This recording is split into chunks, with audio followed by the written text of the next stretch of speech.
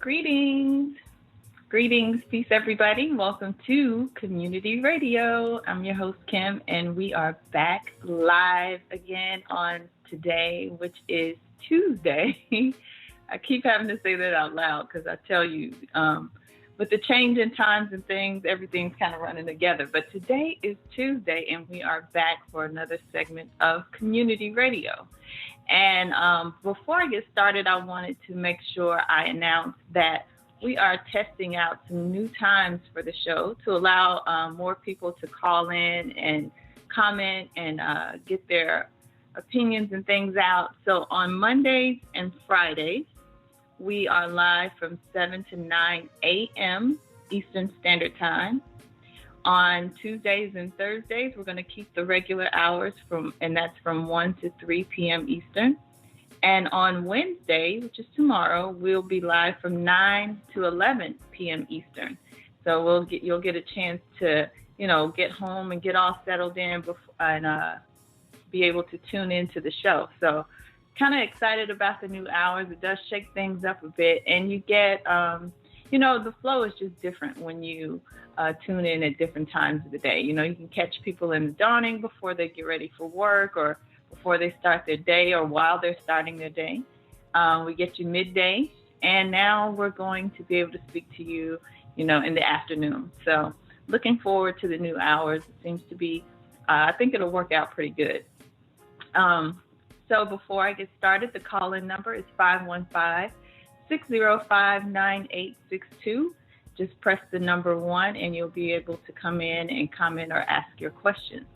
I wanted to make an announcement that we're kind of kickstarting the Phase 1 challenge all over again, and it's going to start on the 29th of this month. We're going to kind of reboot everything because we've been fine-tuning some things to be able to get you all involved more in the challenge and to make it a bit more interactive. So stay tuned for that, and all that information will be on seduluhouse.com. So if you want to be a part of the challenge, make sure that you visit and get the information that you need to sign up for that. And the challenge is designed so that you can move through Phase 1 a little bit quicker, and you'll have more support as well to kind of help you to move through it a little bit quicker. And that's so that you can become a more integral part in Anu Nation and some of the projects that we have going. So we've had a lot of people to reach out that would like to help or would like to contribute to the shows and to, all the different projects and things we have going on.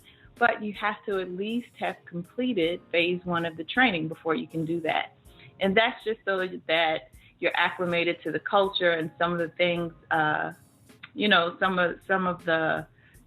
understand some of the thoughts and concepts of Anu culture so that you're not, off when you're out representing Anu or anything like that. So at the end of the challenge, there will be a retreat where we'll all get to meet up and finally kind of step from behind our avatars and, just voices on the radio and actually see each other and meet each other. And there will be a ceremony there to kind of congratulate you on getting through Phase 1. And you'll just, get a chance to, share, your thoughts and everything you've been going through and to just kind of bond with each other. So that will be happening in June, which is the new year for Anu. And looking forward to that. That'll be really exciting. So if you're interested in the Phase 1 challenge, be ready to get geared up for that on the 29th. All right. And if the dates change or if something changes, I'll definitely let you all know. So just tune in for that and check all the social media sites for more information. We'll be posting things on Instagram, Twitter, Facebook. The information will be pretty much everywhere. But the class itself and the challenge, that information will be on seduluhouse.com. You can also go to seduluhouse.com for classes, any the spiritual training. Everything can be found there. So all those things are there to kind of help you understand what we do a little bit more. There's also an app that you can download. It's called Anu Nation, and you can get that in the Google Play Store. And you can do everything from the app as well. And there's, a few more little added extras in the app that you can find, such as music. You can chat with other people who've downloaded the app. And you can view your classes, get classes, purchase books. Everything can be found in that app. So make sure you download it if you haven't had a chance to just yet. So today's Tuesday again, and of course I've have some things to kind of kick off the conversation. But if you have anything that you would like to talk about, feel free. Just press the number 1 and we can bring you in. There is no set topic, so you don't have to stick to whatever it is I'm discussing. You can start the conversation off yourself if you like. We had Chief Speaks on Sunday, and we've gotten quite a bit of feedback on that. It seems like people are really enjoying when Chief breaks down or shares different Patek keys. And so that was a really good show. If you haven't had a chance, make sure you go to Enlightenment and Transformation on YouTube to view that show along with all of the other archive shows. And again, it's over 500 shows there, and it's still growing. So especially with this show being daily, and I think there's some more things in the works that are coming soon. So make sure you subscribe to the channels. There's Enlightenment and Transformation, and Anu Nation is another one on YouTube that we have. All right. So today I kind of there were some things that I was thinking about overnight that I kind of wanted to share. And one was, there are actually a few things, but we'll just start with this one. There was the Women's March in D.C. that took place, I think it was Saturday.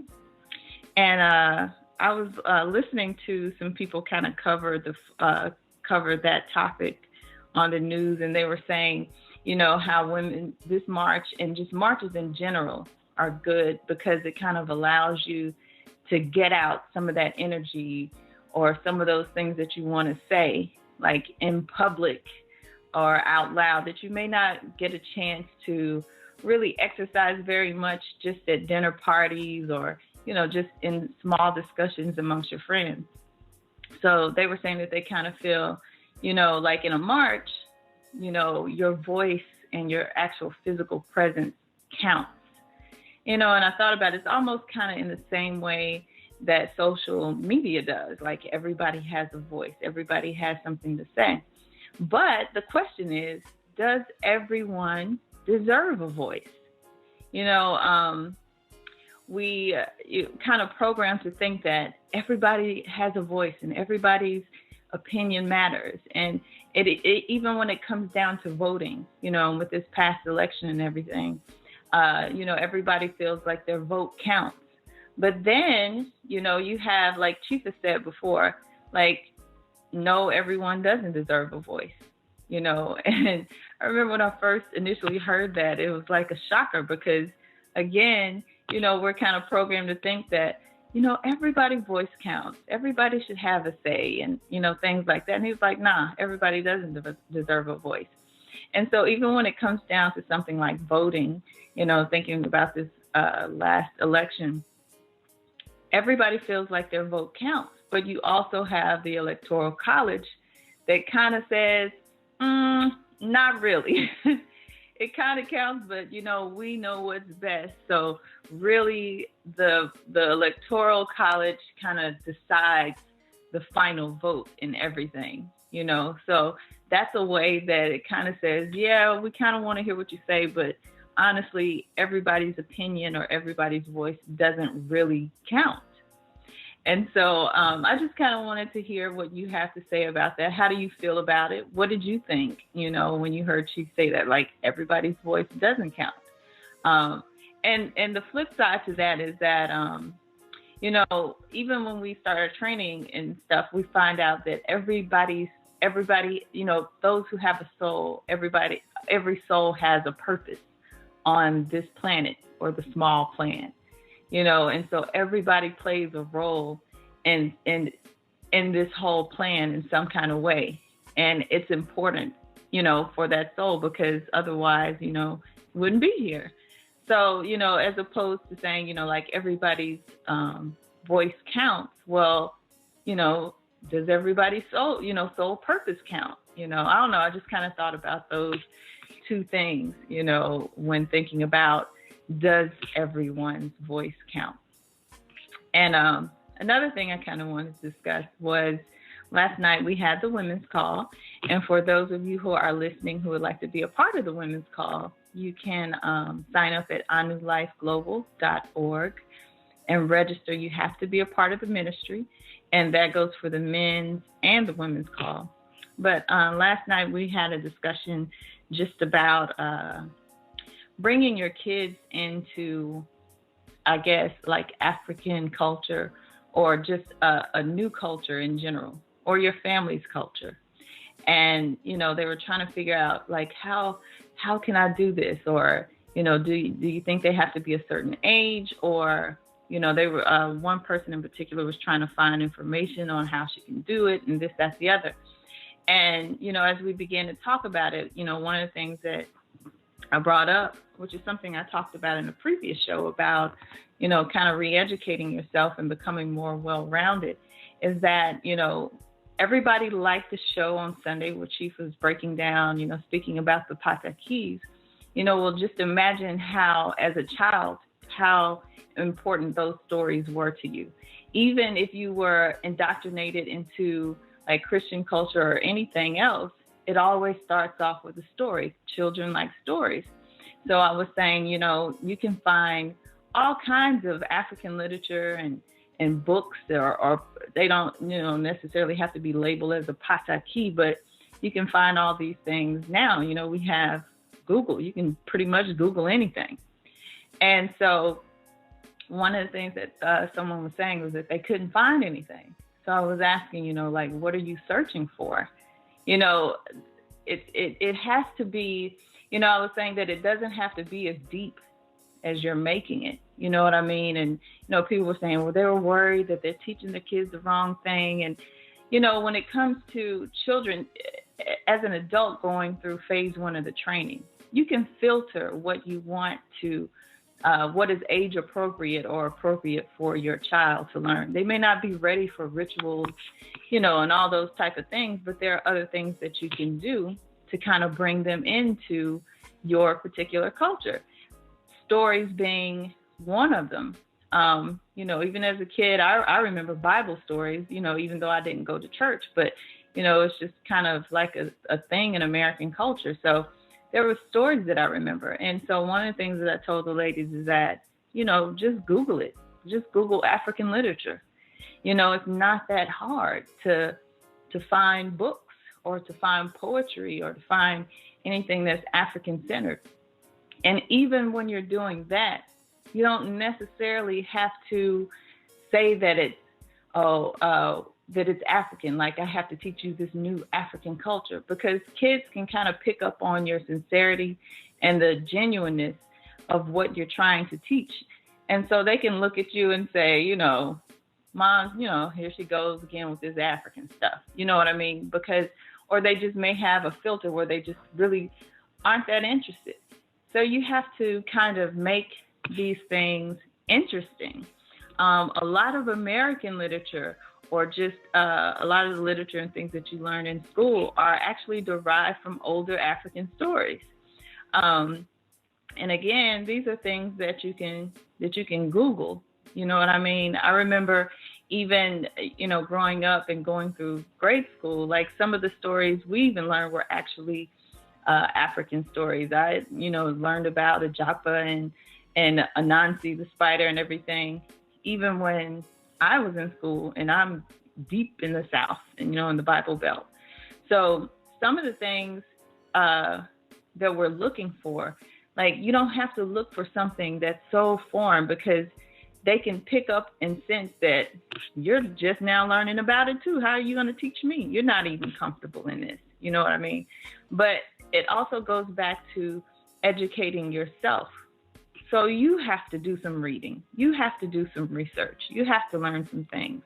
And another lady was sharing that she's found, that as she goes through the training, that she really loves to be in nature.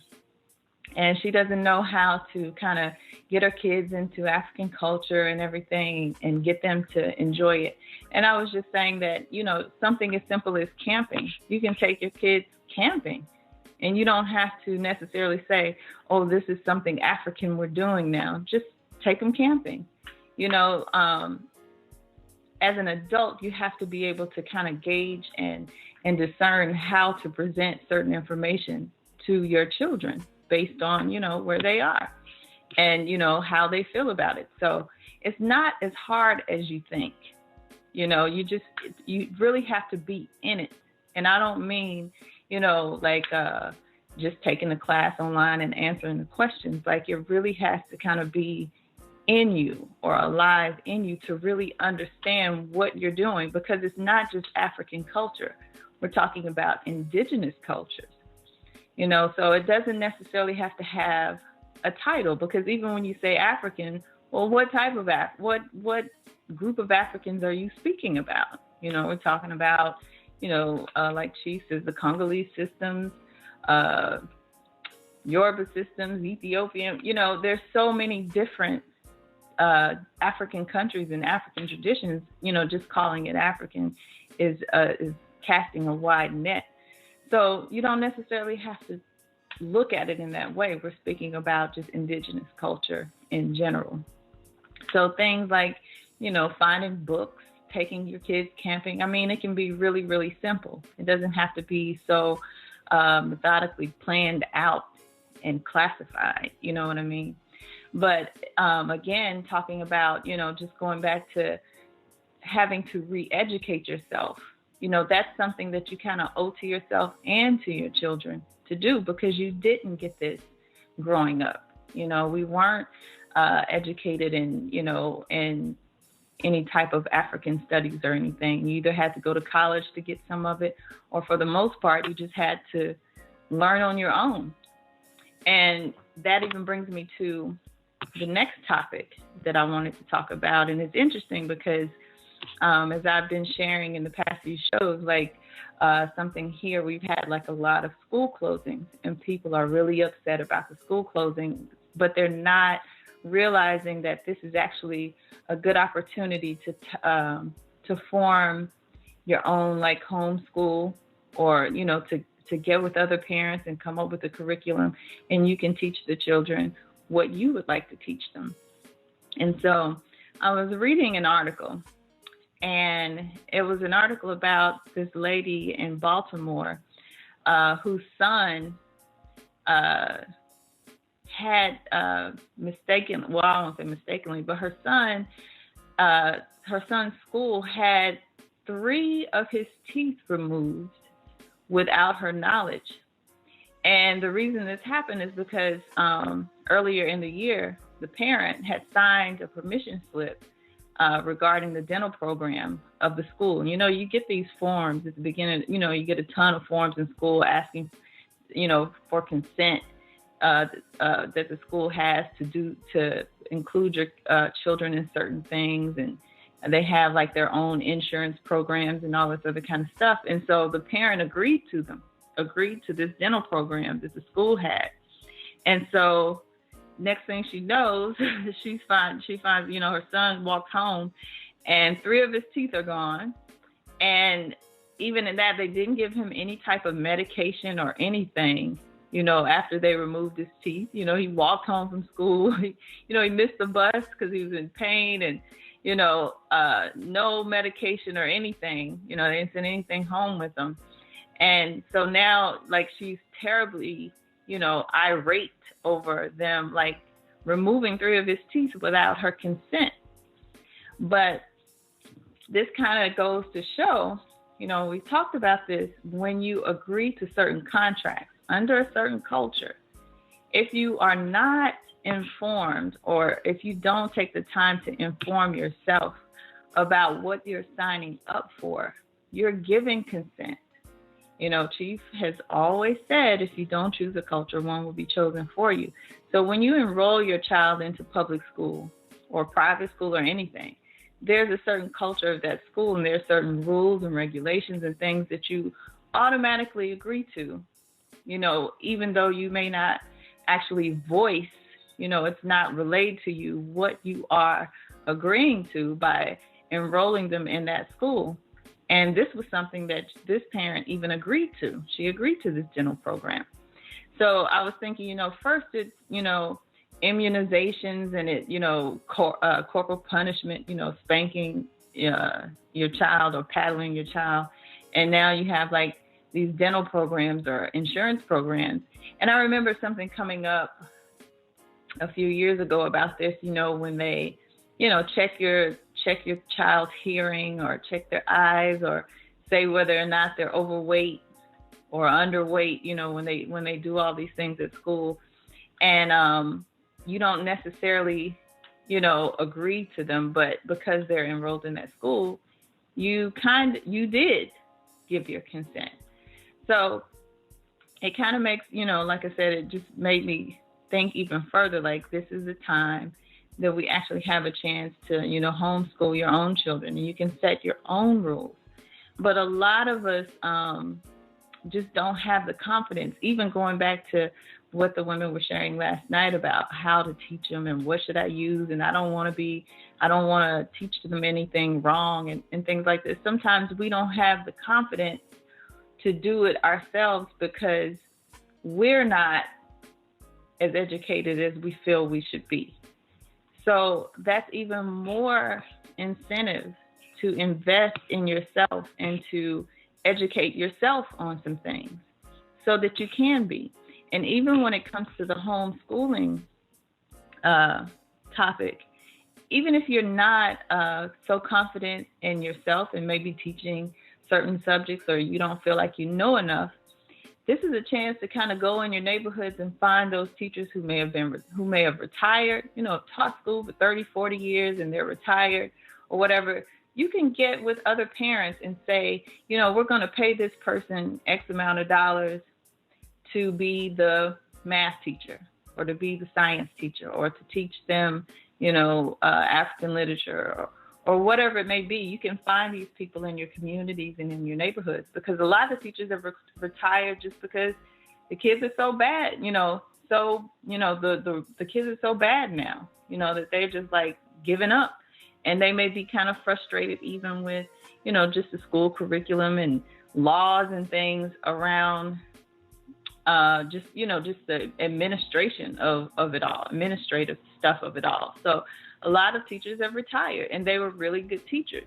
So you can actually get together and, pay somebody to do it. If you're not confident in doing it yourself, it takes a community. So this is something else that I don't think people are looking at. And you'll probably even save more money in doing so, and again, you get to tailor the curriculum how you like it, in the way that you want it and in the subject that you think they should be well-versed in. But all of this just made me think about, agreeing or signing up or just adopting a culture, not fully understanding what you're supporting. And this goes for like American culture, or even when we say things, even when we defend things like slave culture or African American culture, a lot of times we make excuses for things because we say, well, this is part of our culture. It's part of our culture and defending our culture and blah, blah, blah. Like something as bad as, like the food. For one thing, food being a part of so-called slave culture or African American culture, it was unhealthy. And we hold on to certain parts of the culture, not taking into account the whole culture.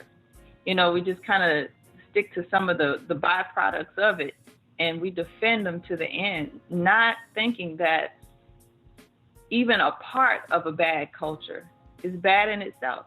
You know what I mean? If the food is unhealthy, it's coming from an unhealthy culture. But, it's something that we try to hold on to, you know what I mean? Instead of doing the work that we need to do to adopt a healthier culture, or maybe not even thinking that you have the freedom to do that. And you do. You have the freedom to choose to participate in whatever you want to choose to.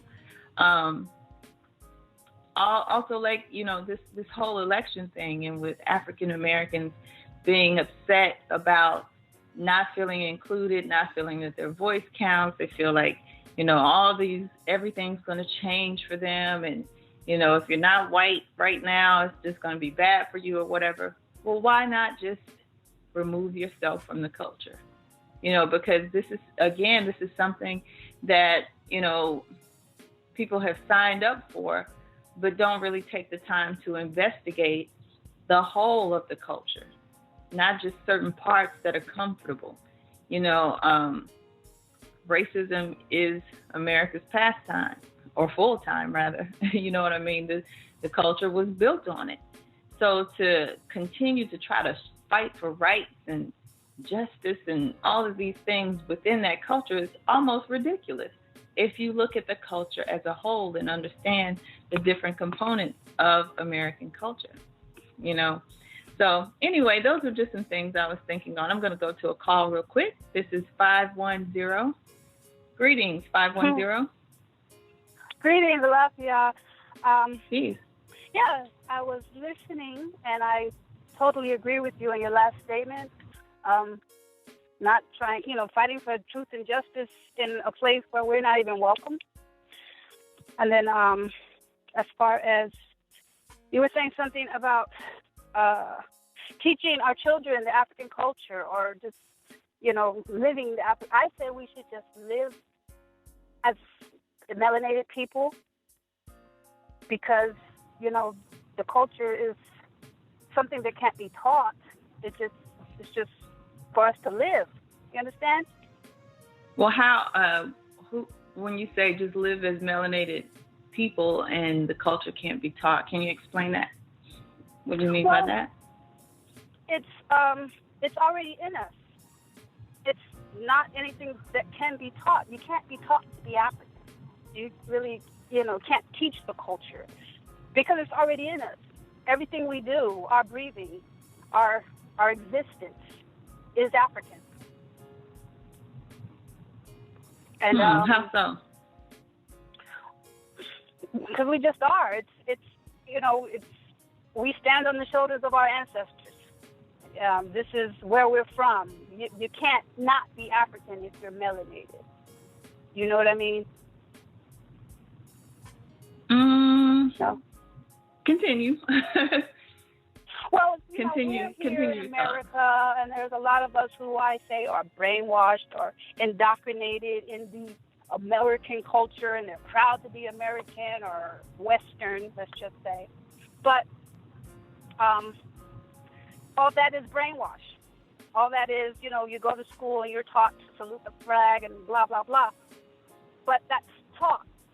But then when you're home and you're just comfortable, and your parents teach you, or your grandparents, they teach you to be polite, to just, respect your elders. That's African. That's not a Western thought. That is not a Western, I don't have the word right now, but that is totally African. To even ask someone how they slept, if they slept well, good morning.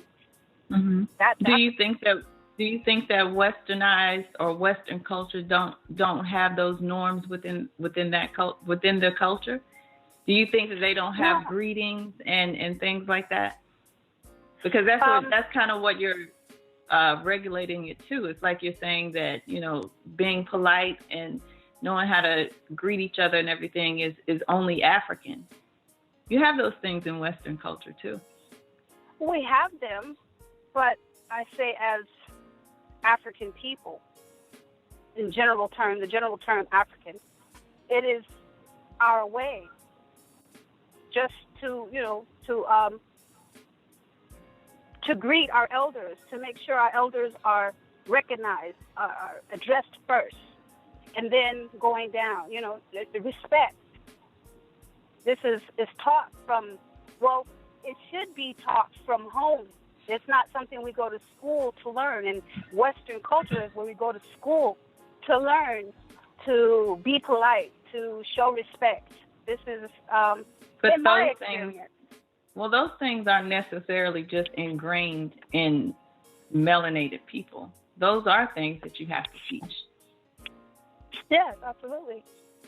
But like I said, in my experience, this is something. But earlier, I'm just trying to get you to kind of think about the generalized statements that you're making, because you're saying that culture can't be taught, and it absolutely can be taught. Because that's what you're doing when you're raised in a community. You're teaching children manners, how to greet people, how to behave, what language to speak, what we consider art to be, how to dance. These things are taught. And I think that if you study different cultures, all cultures have this. Yes, I'm not speaking in culture in general. I was referring to we were teaching. He was talking about teaching an African culture, teaching our children the African culture and how they may resist. But then I was saying this African culture is just something we are naturally. I don't think so. You don't think so? No. There's things we do and we don't know why, and it's African. For instance, I traveled 2 years ago. I went to Nigeria, and there were things I saw being done that we do here as Black people. And as Black people or just as people? I didn't hear that. Like, give me an example. Okay, I don't know if everyone does this, but like when sweeping, I'll say superstitions. When sweeping, making sure you don't sweep anyone's feet. Here I thought it was just like my grandmother's superstition. Don't sweep her feet, and she spit on the broom. But when I was there, I saw it. I saw. And you think all melanated people do that? I don't know if all melanated people do, but the ones in my family and some close to me do. Right. So I can't speak for all. Right. So that's what I'm saying when you're saying it's just in us naturally. It's not. And culture is something that has to be taught. It's not just in us naturally. Like, everybody doesn't do that. All melanated people don't do that. Okay. But, some things are just environmental, Maybe I should say environmental, because we are taught through environment as well.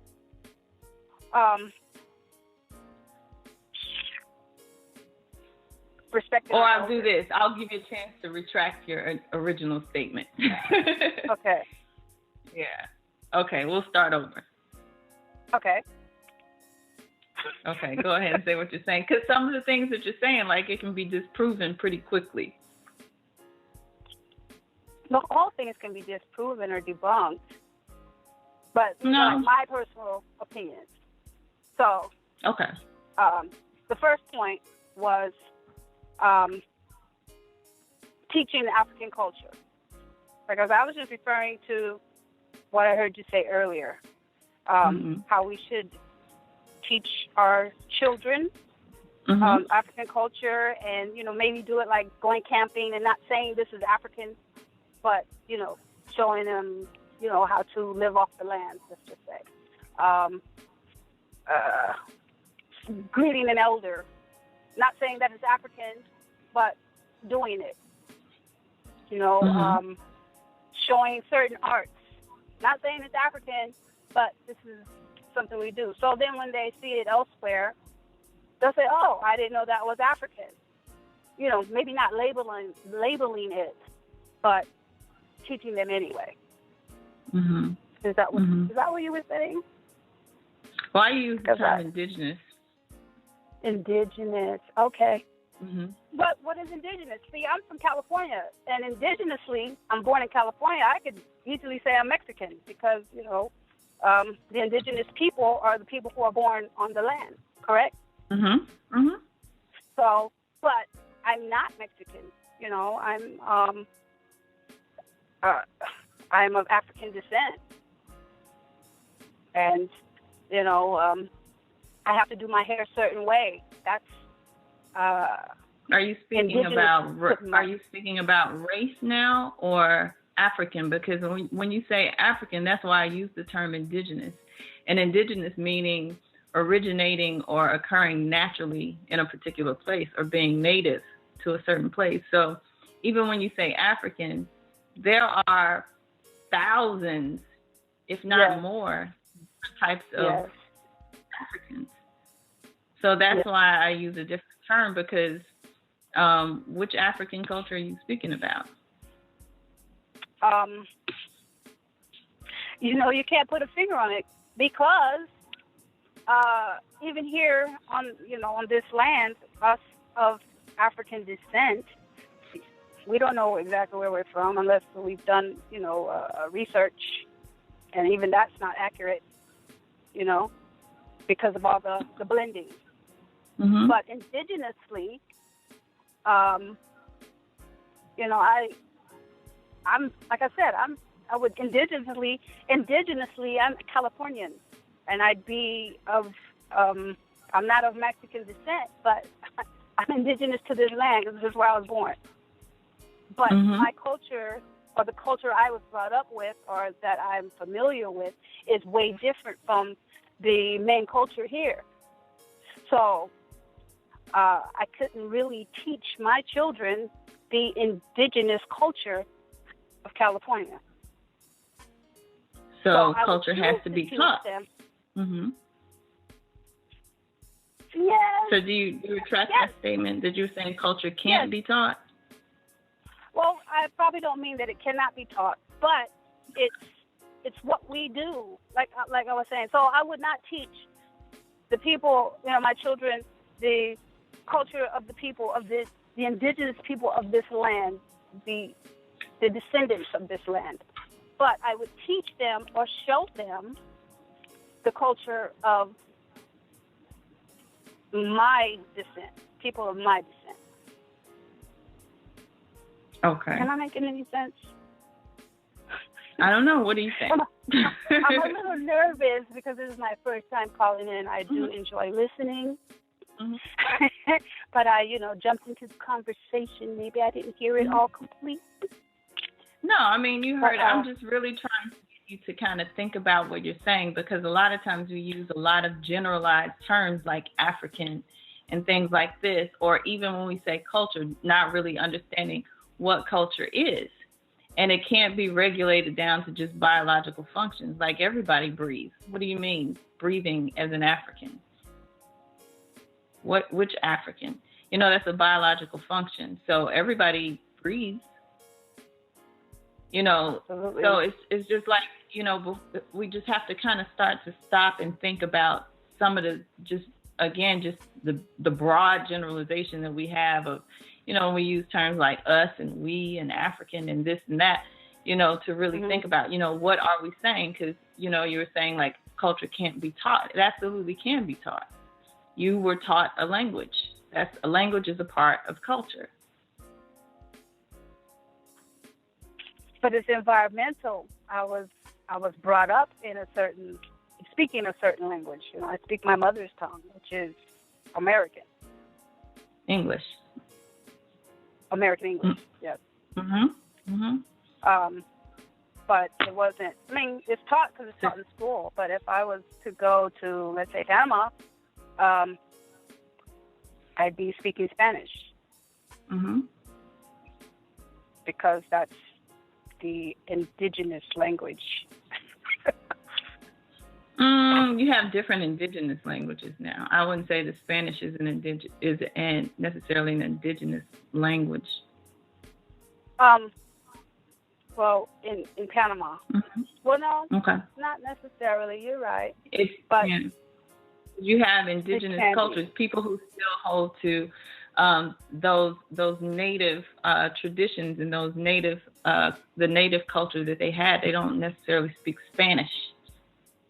A lot of those languages are colonized languages or borrowed. They just like American English, borrowed from what we say the Queen's English. You know. Yes. Yeah. Right. So I mean, we just got to kind of start to think a little bit deeper, just about some of the things that we, some of the words that we use. You know, because. Go ahead. Well, no, I was speaking generally. Mm-hmm. You know, Mm-hmm. when I say we cannot teach what is already in us, because I believe that you know, so, yeah, biological functions like teaching to breathe. I can't teach you to breathe; it just happens.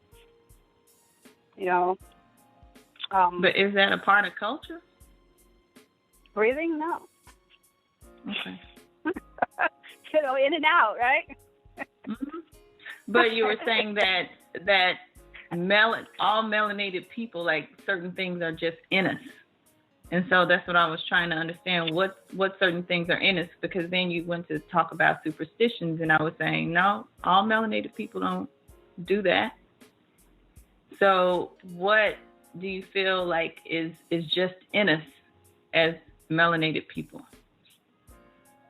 It's hard to put a finger on, but it's there. It's a certain spark that I see dealing with melanated people.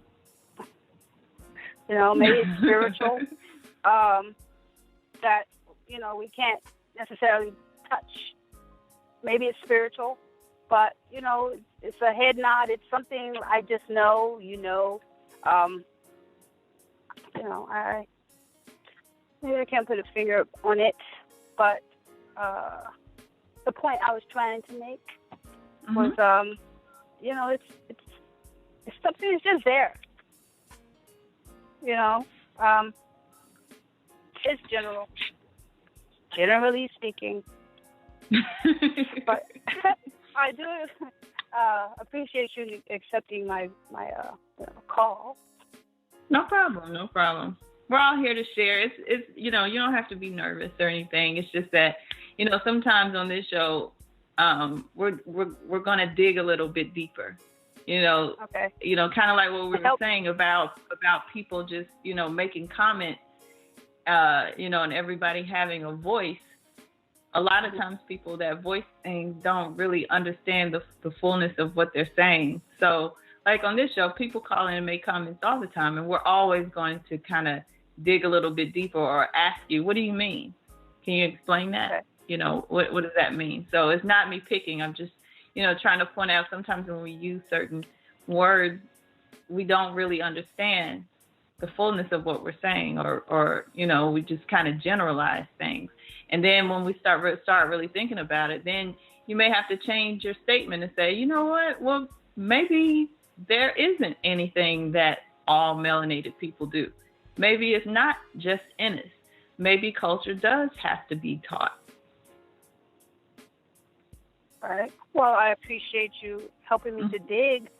No problem. And, you know, no and problem. allowing me to see the other side of, you know, my opinion is not solid, you know. I appreciate that. No problem. And, all right. And my nerves. Go ahead. Thank you.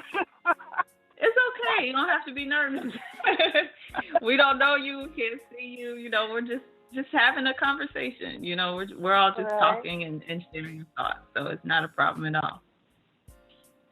Okay. Yeah. Well, peace and blessings, and have a wonderful day. You too. And I'm still listening. Okay. I'm not going to mute your mic. If you want to jump back into the conversation, it's totally fine. Just unmute your mic on your end when you want to speak. Yeah, I'll mute, yes. Okay.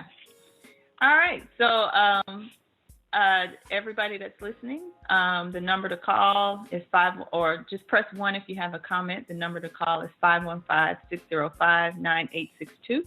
I'm going to go to another caller here. This is 814. 814. Peace, how y'all doing, family? Peace. How are you? I'm doing fine. This brother not here. Peace. Oh, give me 1 second. Okay. Is there any feedback coming off it? Yeah, there's a little bit of background noise, but go ahead. Okay. Okay. Once again, I'm tuning in on when I be able to get a break. I'm not Okay. sure what the topic is today. We're just kind of talking about a little bit of everything. Culture being one. Whether or not everybody should have a voice. Is everybody's voice valid? You know, just signing up for agreeing to certain parts of culture and not fully understanding the entire culture. But, I mean, anything you'd like to comment on is fine. Okay. To the sister that was just speaking, I definitely understand where she was kind of trying to go with what she was saying. You know, we do have certain things that are in us kind of maybe naturally, but, you know, cultures are definitely diverse across the spectrum. You know what I mean? That's just my take on it.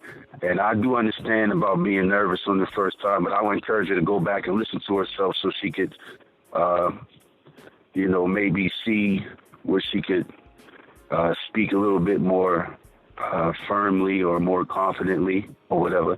I don't know. That's what I had to do the first time I called. I think I kind of just jumped in. I was so eager to jump into a conversation, like, yeah, I finally get a chance. They picked me over the caller, and then I was a little bit excited, and I didn't really think about what I was saying. It was just coming out uncontrollably. So the next time I was like, I can't do that no more. When I listened back to myself, I was like, brother, please, you can do way better than that. But I'm my own worst critic. You know, but I heard y'all speaking about the homeschooling or something like that. Yeah. From my take on that, because I had a few of my sons who were homeschooled, you know, for like a school year or two. But what I would say with that, if you're going to homeschool, make sure that they're in some sports or a club, or they're definitely interacting with other peers, because you can kind of isolate your child from socializing. Them social skills can become underdeveloped at a time when our children are not really interacting with each other very well. There's so much impulsive energy that when they're around each other, they don't know how to communicate. There's so much texting and social media that they're not able to be able to understand body language and just being up close and having a conversation with another person. And that's getting kind of detrimental. Now they got all of this cyber schooling from teachers, and they're getting away with textbooks and readings and writing. Everything is all digitalized and computerized. There's no feelings in it. It's just watch this computer screen and take a test. You know, for a lot of things. So so I do agree with you when you were saying getting some of the elders, teachers,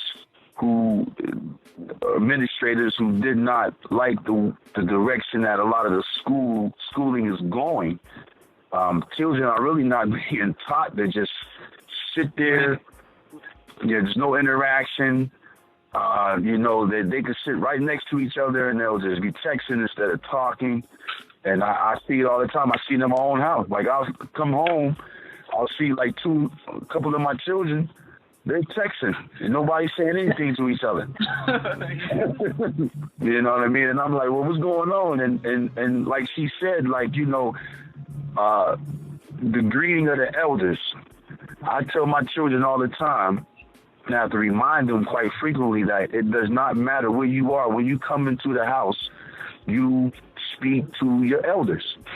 You know, I shouldn't have to come in the house and people are there, especially younger people, and I got to speak first. Yeah. I mean, you can, but traditionally, we were taught to speak to our elders first. Walking down the street, what have you. You know, some of our elders are very old. So like, hey, how you doing, young man? How you doing, young lady? You know that's all well too. But we were always taught to get out of the way, move out of the way from our elders, and always to speak to our elders. But that's kind of old school. You know, nowadays, like I said, there's not a lot of social interactions with adults and parents and children and parents and people in general. It's just like nobody really interacts as well. That's why I enjoy these type of talk shows that y'all have, that y'all are able to be, that we're able to have a dialogue and we're able to, you know, not, I ain't gonna say shoot people down, but make people think about what you say before they say it, you know. Yeah. But that was my comment. Yeah, thank you. Thank you for your comment. I just wanted to add something else. Another reason why sometimes I think that young people don't take the initiative to speak to elders or speak to adults first is because the lines now are so blurred. You know what I mean? It's like, or they may have too much information. You know, we include kids too much in adult conversations and into adult business. So they may feel a certain way about a particular adult because they heard you talking about them, or they heard, you know, just privy to too much information in adult conversation that they shouldn't be privy to. So now they feel a certain way towards them, so they don't feel like they should have to respect you at all. So no, they're not going to speak to you when you walk in the room. They're not going to acknowledge you. You know, that's part of it. That's part of the problem. I've seen that a few times. Let me go to another caller here. Did you have a comment? 814? Oh, okay. Let me go to another caller here. This is 615. 615. I mean, greetings, Sister Kim. Greetings. Hey, we got a couple. We listening to the program on the way home. Oh, okay, cool. But I was cool. Where you like that, Israel? I was listening to the brother. He was talking about how the people ain't speaking to the elders, and that was just kind of ingrained in everyone.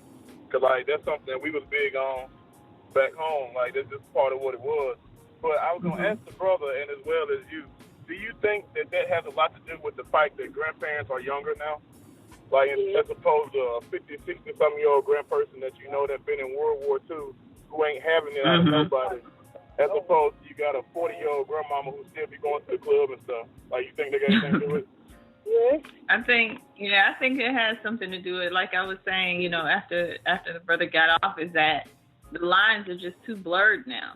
And adults include children in too much adult conversation. So now they form opinions about whether or not they should respect you or not. You know that maybe your father or your grandfather, they cheated on such and such, or they didn't pay the bill, or they didn't do this, or they're irresponsible. So what do they need to respect you for? They're not speaking to you. You know, it's that, you know, or like you said, grandma still dresses like she's going to the club. She looks ridiculous. You know, what am I looking up to you for? You trying to be like me? You know, so it's like there's so many factors that go into it. But I think for the most part, it's like, even the adults don't revere elders, you know, people older than we are. You might be 30, you may not have respect for your parents or whatever. So if your child sees that, what are they going to respect them for? Why should they speak to them when they see that you all have, you know, that you don't, or that, you know, you speak to them in a certain way? So they don't have respect like that. Yeah, I was talking to one of my friends about that. Because she was, she got sons. And you know how, like, women, you look at women, you know how, like, women will be, hold on, Kim, hold on. All right. I don't want to be loud. I would definitely have to agree with that, too. Yeah. Big problem. Because one of the things that I didn't think about when I was speaking, but the brother just said, is that, you know, the grandmothers are a little younger, and also we have teen mothers and teen fathers who even before they were teens were probably having to watch their younger siblings at 9 and 10 years old while their mom went to work. You know, so they had to grow up ahead of their time. So they maybe in their mind when they got 13, 14. They consider themselves adult because they've been taking care of their younger brothers for 6 or 7 years already. That's true. Yeah, I can see that. Yeah, definitely. I can see that. Dietrich, are you still there? Yeah, we just, somebody was just having a conversation on the phone. I didn't want to be rude. I will come back to y'all. I had something I wanted to ask y'all opinion about. Go ahead. Okay, can y'all hear me pretty good? Yes. I was listening to the brother there, and I was remembering I was watching Animal Planet, and it was they was in Kruger National Park, and like the game warden was finding dead rhinos. And they was like, man, why these rhinos keep coming up dead? So, of course, they went and they shook the African villages down and like, hey, you Negroes stop killing the rhinos. They was like, nah, man, that ain't us this time. Like, you know, it's not us. Mm-hmm. So they went back and checked it again, and, like, they had their horns and everything on. So, like, wait a minute. So it ain't the Negroes killing the rhinos, so it's something else. So, like, it was, like, 4 months to this. And they finally found one, and they turned it over. And when they turned it over, they had 2 holes in the rib cage. And they found, like, 4 of them like that. They was like, man, what is doing this to these rhinos? What's killing these rhinos with 2 holes? Like, ain't no vampire that big. So they followed them around some more, and then come to find out, it was elephants doing it. They was like, wait a minute, why are these elephants killing rhinos like that? Like, it ain't over resources. It's a national park. It's not over water. It's nothing like that. They don't intermix with each other, so they don't. It ain't over mate. So what is it? So they watched it for another like 3-4 months.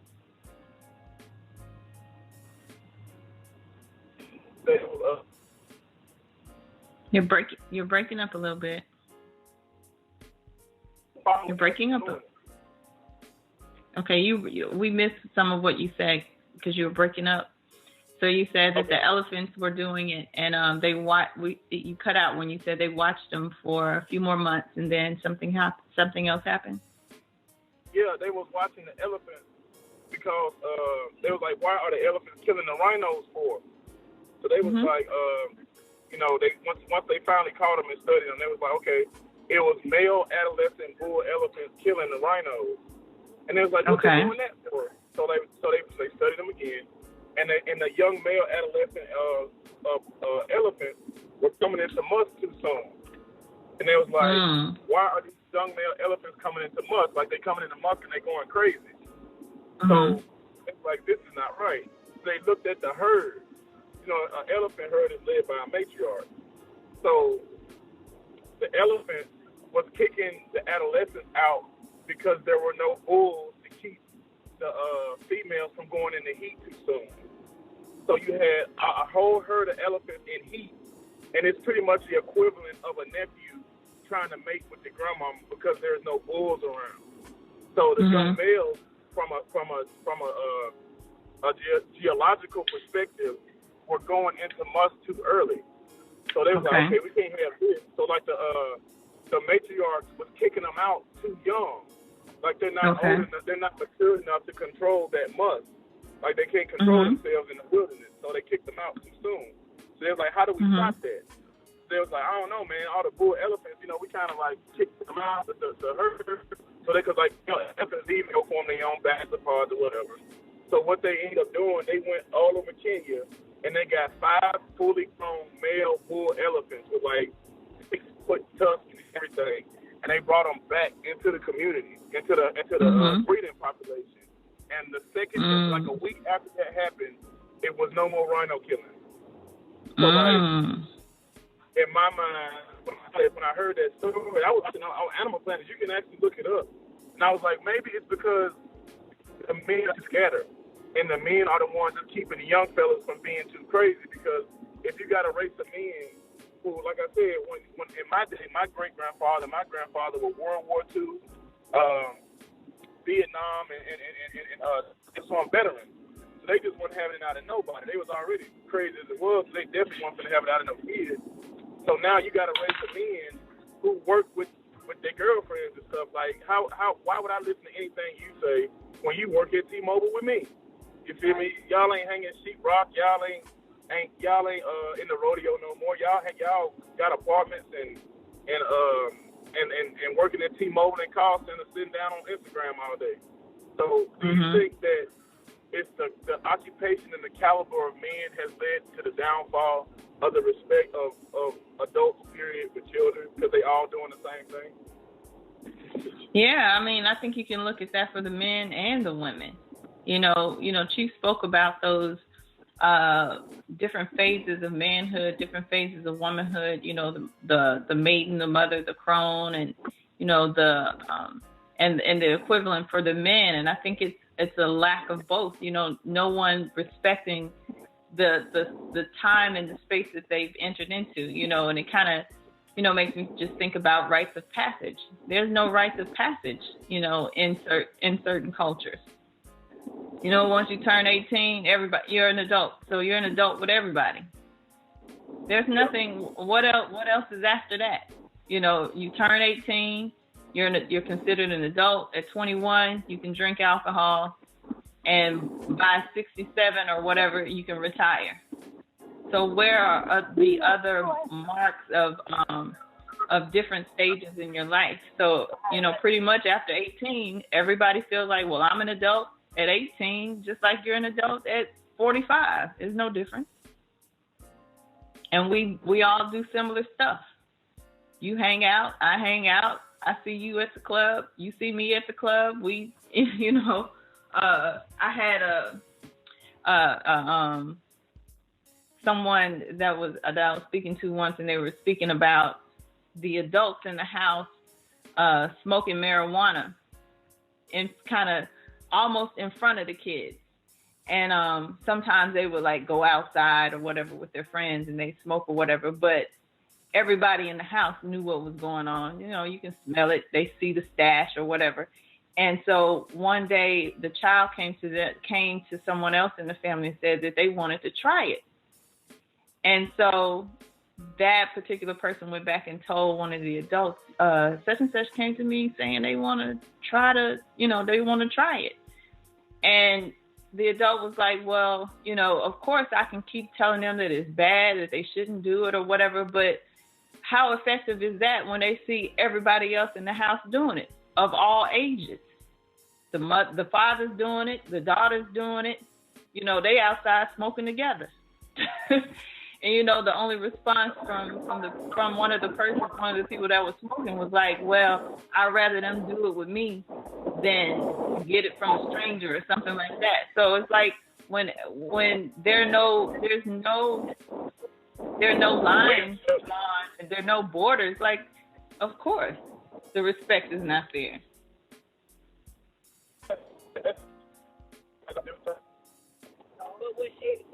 You're breaking up. Okay, y'all got a lot of noise going on back there. Okay, I'm Dottie. My name is Dottie, but in all honesty, I feel like... Okay. No, go ahead. I just couldn't tell who was speaking. Do y'all have it like on speaker or something? We got it coming through the car speakers. Okay, all right. Okay, in all honesty, I feel like at a certain age, you have to be upfront and honest with your children in order to make them understand. Like with my children, I have a 13-year-old. At 13 years old, if she came to me and said, Mom, what is that? I want to try it. I'd rather her come to me than somebody out there in the street and say, hey, what's that? I want to try it. And they put something in there and then she'd be crazy for the rest of her life. I'd rather her come to me. I know what I smoke. I know that it doesn't have any kind of chemicals or anything in there to harm her, because weed is actually a plant grown from the earth that God created for us to smoke or whatever. Cancer patients use it, so it can't be that bad. So in all honesty, I feel like my daughter, her coming to me saying that she would like smoke, her trying it with me would be better than her trying it with someone else. I would respect that more, honestly. Or a family member, if she felt more comfortable going to a family member, I know they wouldn't harm her. So I would feel more comfortable with her if I'm smoking around her, she see it, or someone else smoking around her and it seems interesting to her and she wants to try it, to come to a family member by myself rather than going outside in the world doing it. Now, my 13-year-old, she sees me smoking, she sees her family smoking, she doesn't want to smoke. She doesn't want to associate herself with someone who wants to smoke. So maybe that is a better way of them saying that's not the path that they want to choose. rather than not smoking around them, keeping them blind to the world, not knowing what's going on. Then they get out here in the world when they get old enough and trying stuff, and then it blow their mind. So I feel like it may be a bad thing in the real world, but a good thing in our eyes. Do you think that by you trying to explain to her what you're doing, first of all, saying that it's illegal, no, you shouldn't be doing this, it may not be good for you, blah, blah, blah, giving her all these warnings, do you think that she respects you less in seeing you do it? You're telling her not to do it, it may not be a good idea for you to do it. So do you think that she has lost respect for you in watching you become intoxicated in front of her? No, I honestly don't. My daughter and I have that relationship where she can come and explain anything to me. She can tell me if she likes the boys. She can tell me if she doesn't respect what I'm doing. She can tell me if she doesn't feel like I'm listening to her enough. She can tell me any of that. And what she respects me most about is being able to do what I do recreationally and being able to take care of my household at the same time. It would be so different if I was a mother. That's the same thing as saying being like a functional alcoholic. You don't think your child is looking at you saying, losing some respect that you're a functional alcoholic or a functional drug user? As an adult, don't you think that that's the wrong example to set? I believe that it may make certain households look at their household children look at their parents differently, but I don't consider myself being a bad parent because I spoke for. Sometimes I may spoke for one of the children. I think it's more so of I guess a culture thing because my father and my mother smoked and they smoked around us and we didn't have a problem with it. And no, it didn't cause me to smoke. The real world caused me to smoke because my mother and my father didn't allow it. They didn't smoke with us. They didn't drink with us. They didn't do anything until we were of age to be able to do it. So, that's why I say I learned from experience. Me and my father and my mother, maybe if they hadn't shown it to me at the age that I was, I may have shied away from it rather than running to it. Now, my daughter, it's like she knows what it is. She knows that it does make you intoxicated, and therefore she doesn't want it. You know what I'm saying? Maybe it may be a good thing rather than people looking at it as a bad thing. You know what I mean? No, I don't feel like she looks at me any differently because we still share that relationship of best friend and mother and daughter. You know what I mean? We have that bond. And I can say that honestly because, like I said, she's 13. That's my ride or die. We do what I do, she does what she does, and we can come together at the end of the day and say, okay, maybe I know I'm wrong for this, but I want you to understand that just because I do it, you don't have to. If you don't like it, you don't have to do it. And if somebody tries to pressure you to do it, you don't have to do it. At the end of the day, it's all of parenting. It's all in how you parent. You know what I mean? And I parent my children maybe in a totally different way than other people parent their children. But I know at the same time, mine are not going to always do what I do, and they're not going to. They may teach me. You have to teach your children. You're right. You have to teach your children to have their own mind. You cannot. That's almost a form of peer pressure. If my children see me smoke, that's peer pressure still because I'm a peer of theirs. So they see me smoking, and that's peer pressure. They don't have to know how to withstand peer pressure or follow. You know, it's a two-way street. You know what I mean? Me being at home showing them peer pressure. You see me smoking, so is that peer pressure for you to do it? That means that if you get out here in the real world, if somebody's smoking, that's peer pressure. You got enough. You don't have enough.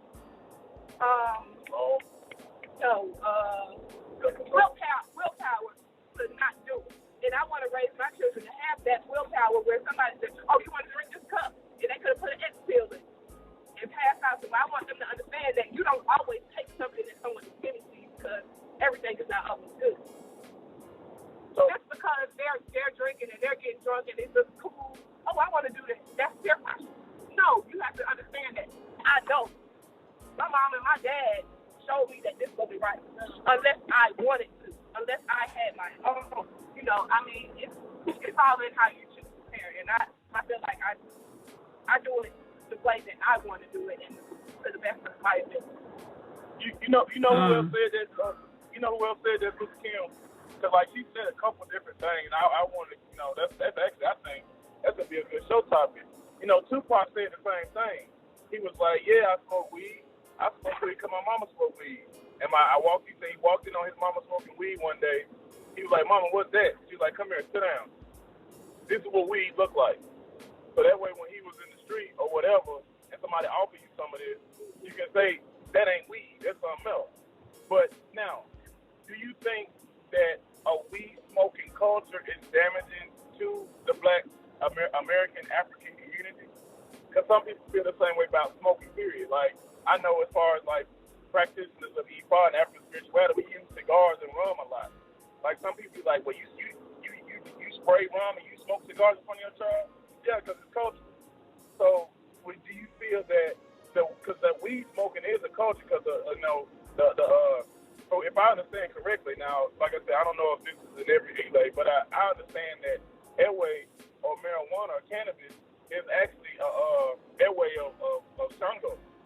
So do you feel that from a cultural perspective, weed smoking is a culture and some people just don't take part in the weed smoking culture, period? Whether it's true or not? You know what? I got so much to say because so much of what has been said is so off and so wrong. And now you all are kind of comparing sacrifices and something that's done not recreationally, not habitually, to saying that it's okay to do it. But I'm going to let some other people comment and share what they have to say. I just wanted you all to get that all out so that you can go back and hear yourself on the radio and break down some of what you said so that you can hear it. Let me bring in Brother Byron. Greetings. Peace, Sister Kim. Peace, Sister Kim. Greetings, everybody on the line. I will everybody's okay. The first thing I wanted to say is that if a parent smokes weed in front of their child, then they need a Tyson blow. They need a Tyson blow. Okay? First and foremost. Yeah. In Africa, in parts of Africa, smoking weed is culturally acceptable. And it's only the men that smoke, first of all. Mm-hmm. The women do not smoke. And when the men decide to smoke, which is generally after dinner or so forth, they will take away themselves to the men's quarters of the compound and do their thing. Mm-hmm. There's no children around. There's no elders around. There's no women around. Okay? So the first thing that we need to understand is, as a parent, if we've got our little vices, then we need to manage it in a way that it doesn't impact on the children, and the children are only introduced to that when they are mature enough, as in young men, to deal with it. So many men, the men that I saw in Africa said that their family members had not even seen them smoke at all, period. So their wives had never seen them smoke. Their children had never seen them smoke. They don't even know that they're engaged in that. Right. So first of all, there should be no responsible adult is going to be smoking weed or getting intoxicated when there's children around that they are caring for. That is absolutely ridiculous. And if I saw that personally, I'm challenging any person, anybody I see doing that, I'm going to deal with it. I can't just walk by and ignore that. I'm going to deal with it. Yeah, so that's the first thing we need to get sorted out. Now, there are aspects of African culture where we do use alcohol, and there are aspects of some African culture, for example, in Rastafarianism, the herb is a sacred herb to Rastas. However, there's discipline and discretion applied when utilizing anything there should be discipline and discretion applied when utilizing any type of those substances when practicing your culture. So we can't, for me, if we're saying that it's okay to blaze in front of everybody, in front of any and anybody at any time, because I've got my free will to blaze, so therefore I'm going to blaze. No, sir, you're not ready. You're not ready. So basically, I really wanted to say that. I was listening to the conversation, Mm-hmm. And I was thinking, some of the comments I felt very challenging to my values and my beliefs. So I just got to come on the line and say, as parents, there's no way that your children should know that you're dealing with weed in any capacity. Yeah. I totally agree. Word. And I can't believe that we're having, I can't even believe there's a debate to say that it's okay. About it. To even imagine it's okay. That's how far we need to pull up. Some of us need to pull up ourselves. Mm-hmm. Seriously, man. Definitely. Or even saying that your child is your ride or die. You know, like, and y'all can, and you feel like you're doing a good thing by doing this in front of them. I mean, that's why I said I went ahead and let it go on, because I want them to be able to hear this later. There's so much off in what was said. I'm telling you, Sister Kim, and sometimes we need to understand, if the ancestors are seeing our children treated in that way by their parents, that is why some of us lose our children in terms of maybe they're taken into care, or maybe, God, unfortunately they may transition because we are not dealing with the jewels we've been given with the appropriate care. About ride or die and smoke in front of Pitney. No way. Right. No way. And to think that your child does not lose some type of respect for you for doing that is even more unbelievable to me. That you don't think that your child does not lose respect for you. Yeah. Precisely. I mean, Sister Kim, we know that we're not even meant to say harsh words above a child's ori. Mm-hmm. They're not meant to pick up certain vibrations, never mind to be inhaling nicotine, ganja, and so forth, passively. Come on now. Yeah. I totally agree. But I wanted them to get that out again so that they could hear themselves. Let me go to another call real quick. Okay. This is 804. 804. Greetings. How are you? Greetings. I'm well. How are you? Not too bad. Good. I wanted to say a couple of things, not to beat up anybody or anything like that, but I think, first off, I think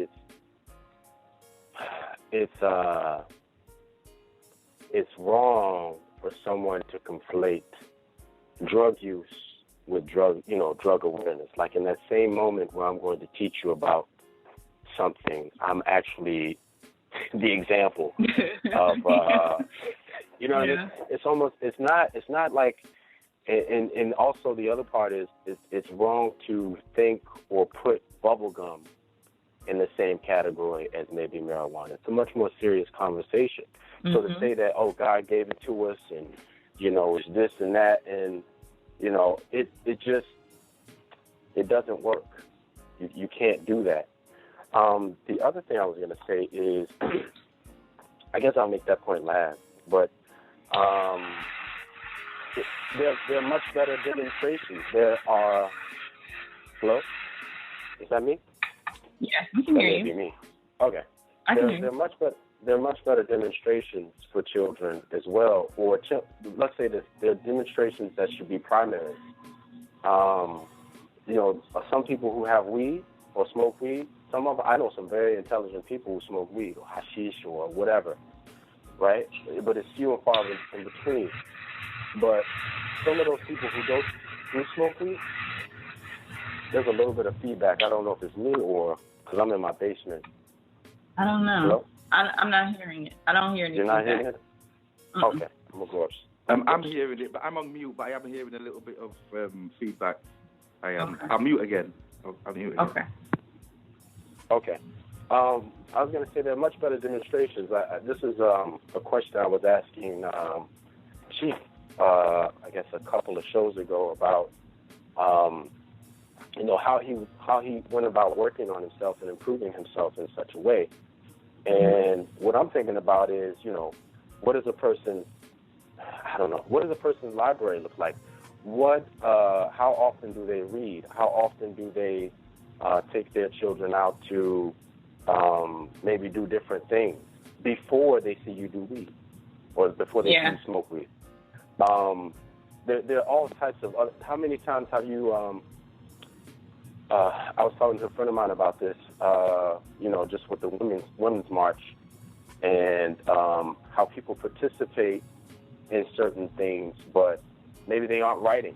They aren't writing their opinions down and thinking things through with their pen and paper, and voicing their opinion that way in order to influence everyone, or to become a tastemaker, so to speak, within the culture. Why aren't those things being put first before you show your child, how to smoke weed, or before you pull your child aside and say, hey, this is what's going on in this house? Because you can say the same thing about porn. Because there are a lot of people who have that particular addiction as well.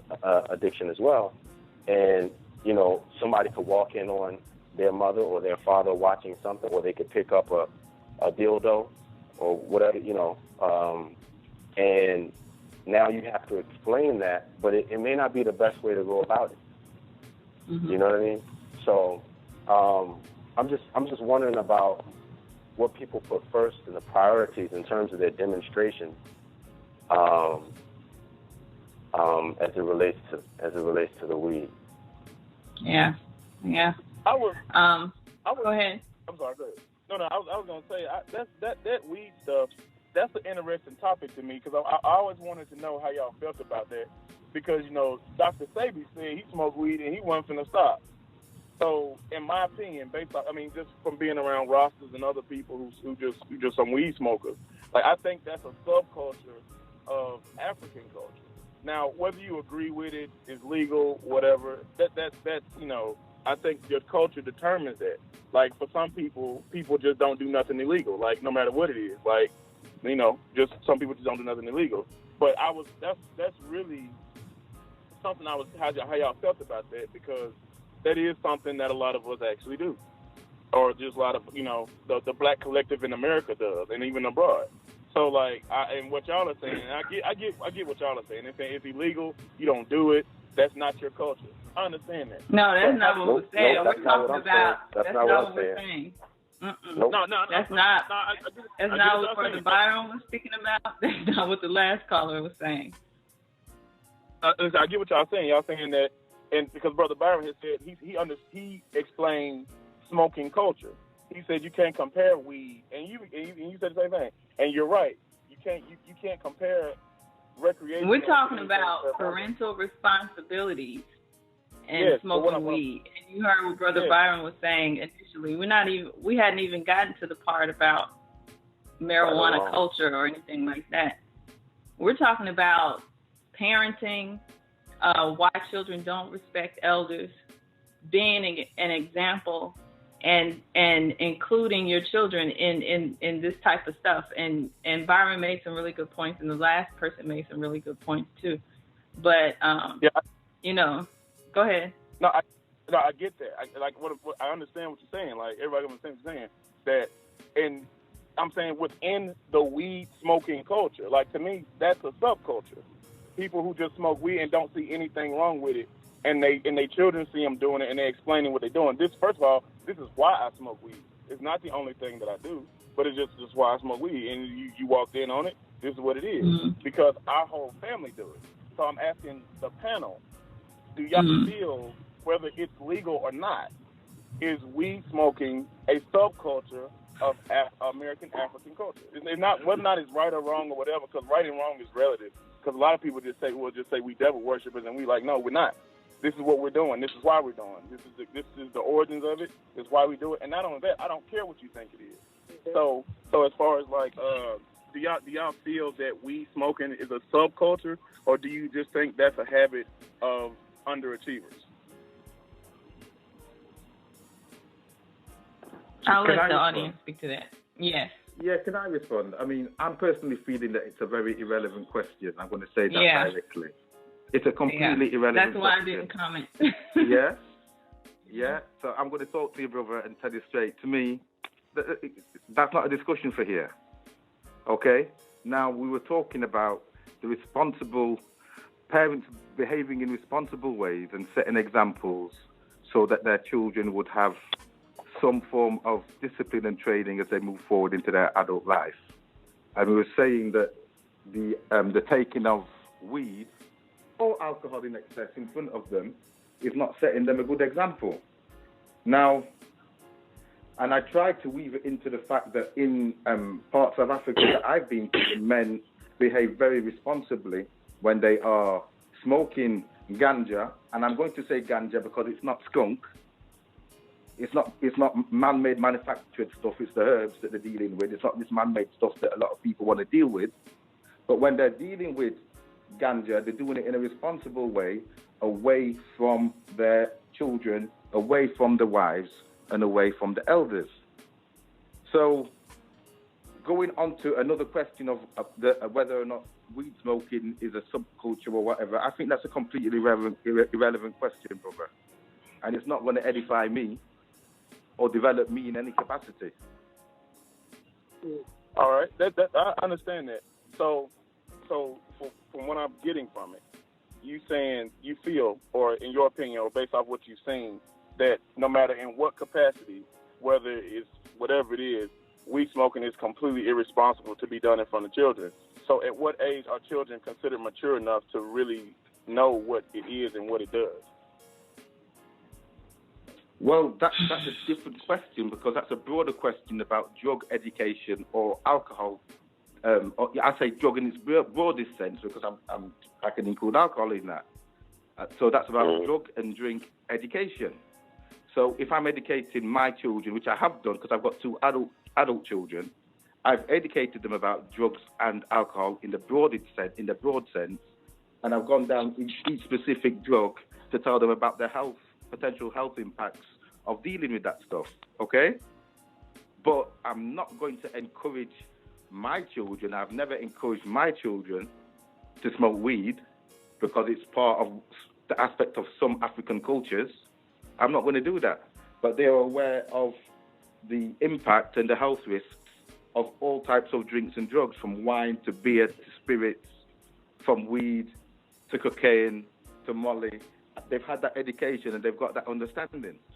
But they've not had the encouragement to partake in excess or even in small samples of any of that. That's a different conversation. Mm-hmm. And Right. even now as an adult, even if you drink or smoke or whatever, like there's still some trepidation that some of us have, even in doing it in front of your parents, even as an adult, just because of the respect that's there. My parents are never going to see me drunk or even drinking like that in front of them. It's just not going to happen. I don't know. I think that I don't know. Like I feel like Brother Byron, like the conversation has devolved so that some of these statements are just really crazy. Let me go to 202. 202. Greetings, everyone. This is Neon. Greetings. I am listening. I came in only about 25 minutes ago, but I wanted to bring up the topic from a different point of view. Mm-hmm. Being as though I am a child of a drug addict and an alcoholic. I wanted to. The young lady was saying that her child respect her, but she did not want to do that form of drugs herself. And you may want to ask that child, why not? Because they may see something that you may not see. Yeah. They may see how those things are not good for me, which means it's not good for my mom, which means that I'm looking at it that way, but I don't want to offend her because I love her. Yeah. Because I'm sorry, you do lose respect. You do lose respect. When you see your parents drunk, intoxicated, high, whatever, you do lose respect for them. I completely agree. Yeah. And on the other end of it, I also wanted to bring up anything in excessive is bad for you. Mm-hmm. Anything. And you can't compare. For me, I can't compare drinking alcohol for the relationship with an Orisha with drinking alcohol because I want to feel something within myself. Mm-hmm. Mm-hmm. And the same thing when it comes to smoking. Why is it that you can't? I mean, most people, they begin smoking because they want to relax. But then part of your brain begins to want and need that thing, particularly when it's triggered by stress or something else. Mm-hmm. Mm-hmm. So that means that your brain is getting intoxicated, mm-hmm. which means that you can't be a good person, you can't be a good father, you cannot be or mother, you cannot be aware of everything that you need to be aware of because your mind is not in the right place. Mm-hmm. So how are you going to protect? How are you going to be that role for a child when you're doing so? Yeah. So I just wanted to bring that up as a frame of thought. Thank you. Thank you for that. Because there is a huge difference between a sacrament and recreational use and being addicted to something. Completely different uses. It's used completely different.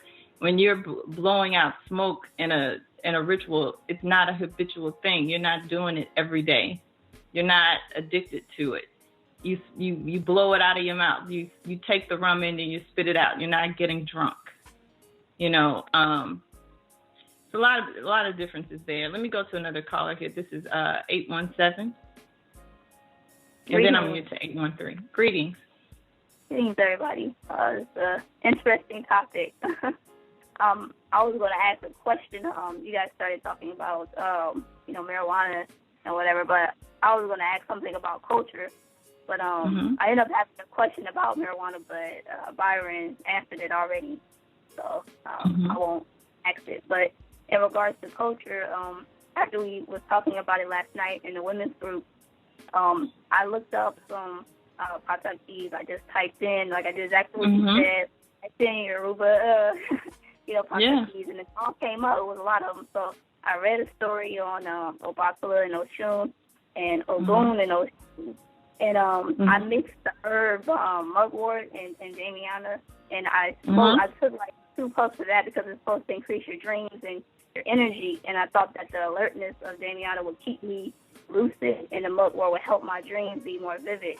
So I did that, and when I went to sleep, it was funny because I had a dream. It was me, my husband, you, Kim, Kaya, and Yuya.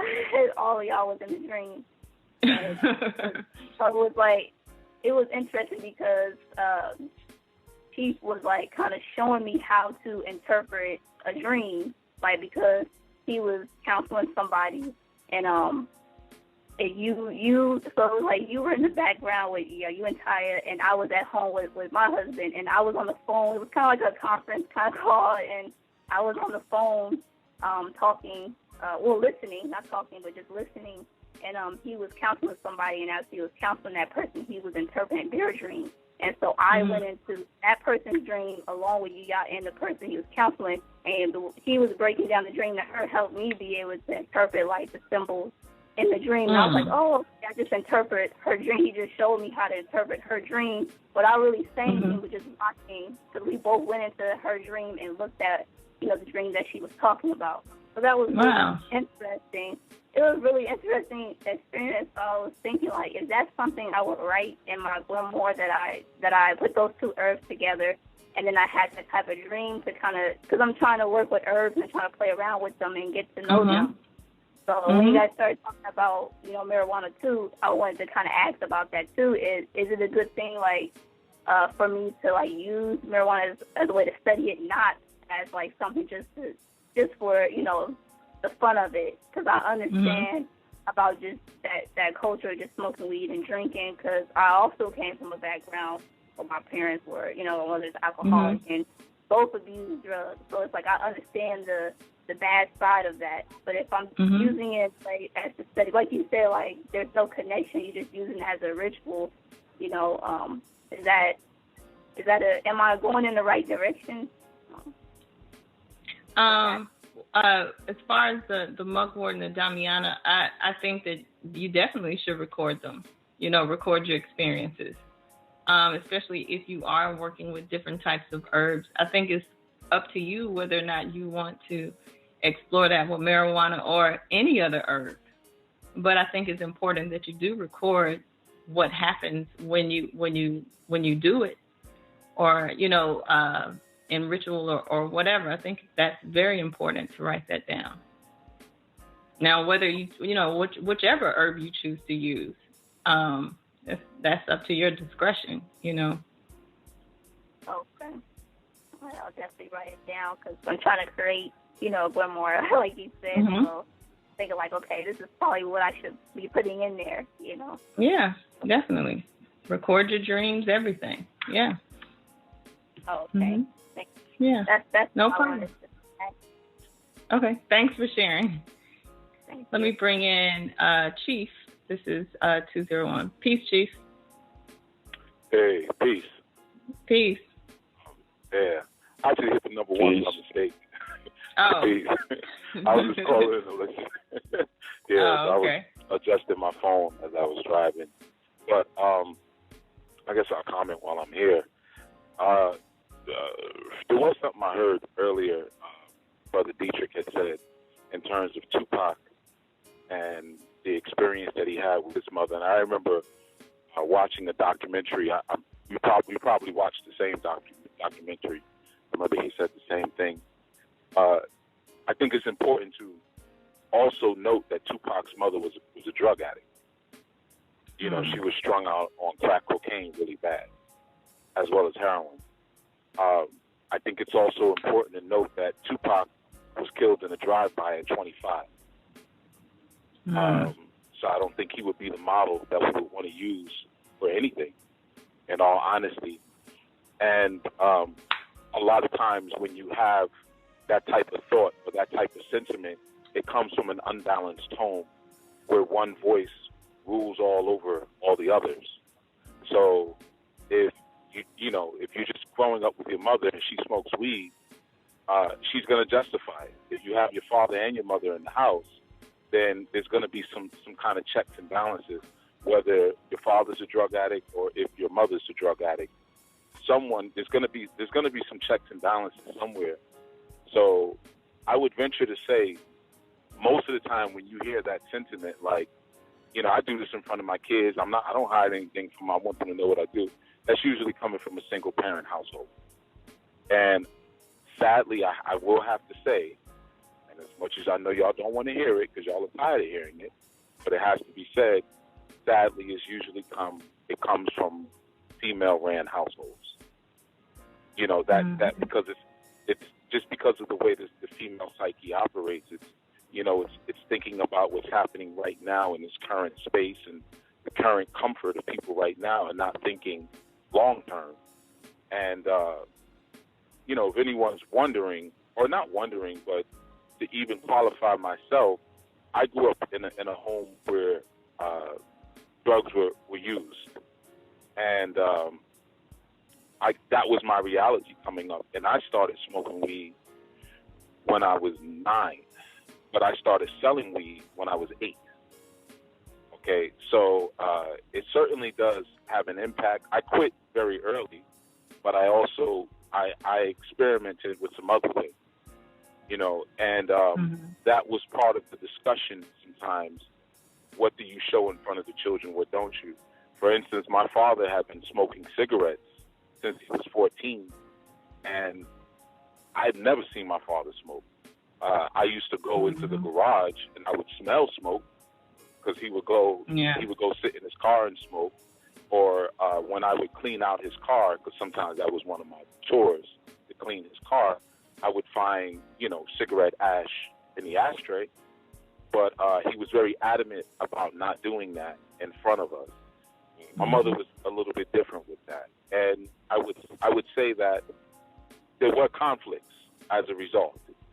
There were huge conflicts as a result of that, and things had to be worked out in that sense. But again, that's why you need those checks and balances in a relationship, and even the idea of your child being a partner in some sort. You know, again, typically one would say that if they don't have a mate, you know, so they start to see their child as a friend. And just in terms of teaching your children about drugs, you know, Brother Byron put it very, very well. You know, you don't necessarily have to use them in front of them to teach them. In fact, I'm gonna keep it real, and I'm gonna say that's a cop-out. Once you're a parent, you got to put your addictions in check. You got to put your vices in check, and that means you may not be able to smoke weed anymore. That means you may not be able to smoke cigarettes or drink anymore. It's not about just what you feel like doing. It's about the long-term impact on certain things. And again, like I said, I'm not speaking from a Squares perspective because I know all about that world deeply. I know about the drug life. Obviously, that's my personal business, but trust me, I know about weed and beyond. Okay, it's just not appropriate. It's not appropriate to share that with children. If you want to sit down and teach them, but think about what you're trying to raise. And ultimately, are we just trying to stay stuck in the ghetto mentality? You know, or are we trying to do something better than that? And if you want high-achieving children, teach them about these things. And even if it's done from a recreational purpose, you know, your children should be going through a rite of passage where they earn the right to have that kind of recreation. You know, and assimilating an herb to an Orisha is just not that simple, because guns and knives belong to Ogun. So should you teach your children or just give them a gun or just give them a knife and say, go have fun? Now, should we teach them how to use them properly? Absolutely. But there's an age for that. There's a time for that. And they have to prove that they're ready for that. And their curiosity is not the qualifier. That's not enough. Mm-hmm. So I'll just throw that in there. I know I pressed one by mistake. But yeah. Yeah. All right. Thank you, Chief. Sure. I'll mute. Greetings. My bad. This brother Dedrick. Mm-hmm. I was, you know what? This is a very interesting topic, because I was listening to Chief speak, and I was like, a lot of what he's saying is true. His mother was an addict, and I didn't realize that because I don't see fault in what women do.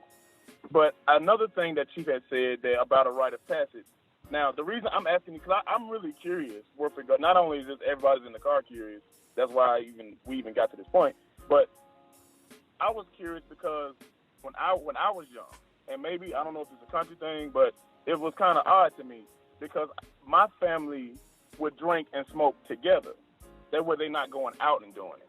And when I was legit, they'll be like, I'm like, what they over there doing? They was like, don't go over there with them. They drinking and smoking. They're like, because they can't drink unless they smoke. Or smoke unless they drink. So I was like, why they do that? They was like, they always told me, you haven't worked hard enough to be able to drink like that. Or just drink, period. You have to, like Chief had said, and it's funny that he said that, because that's what I've always had been told. Like, you haven't earned the right to drink.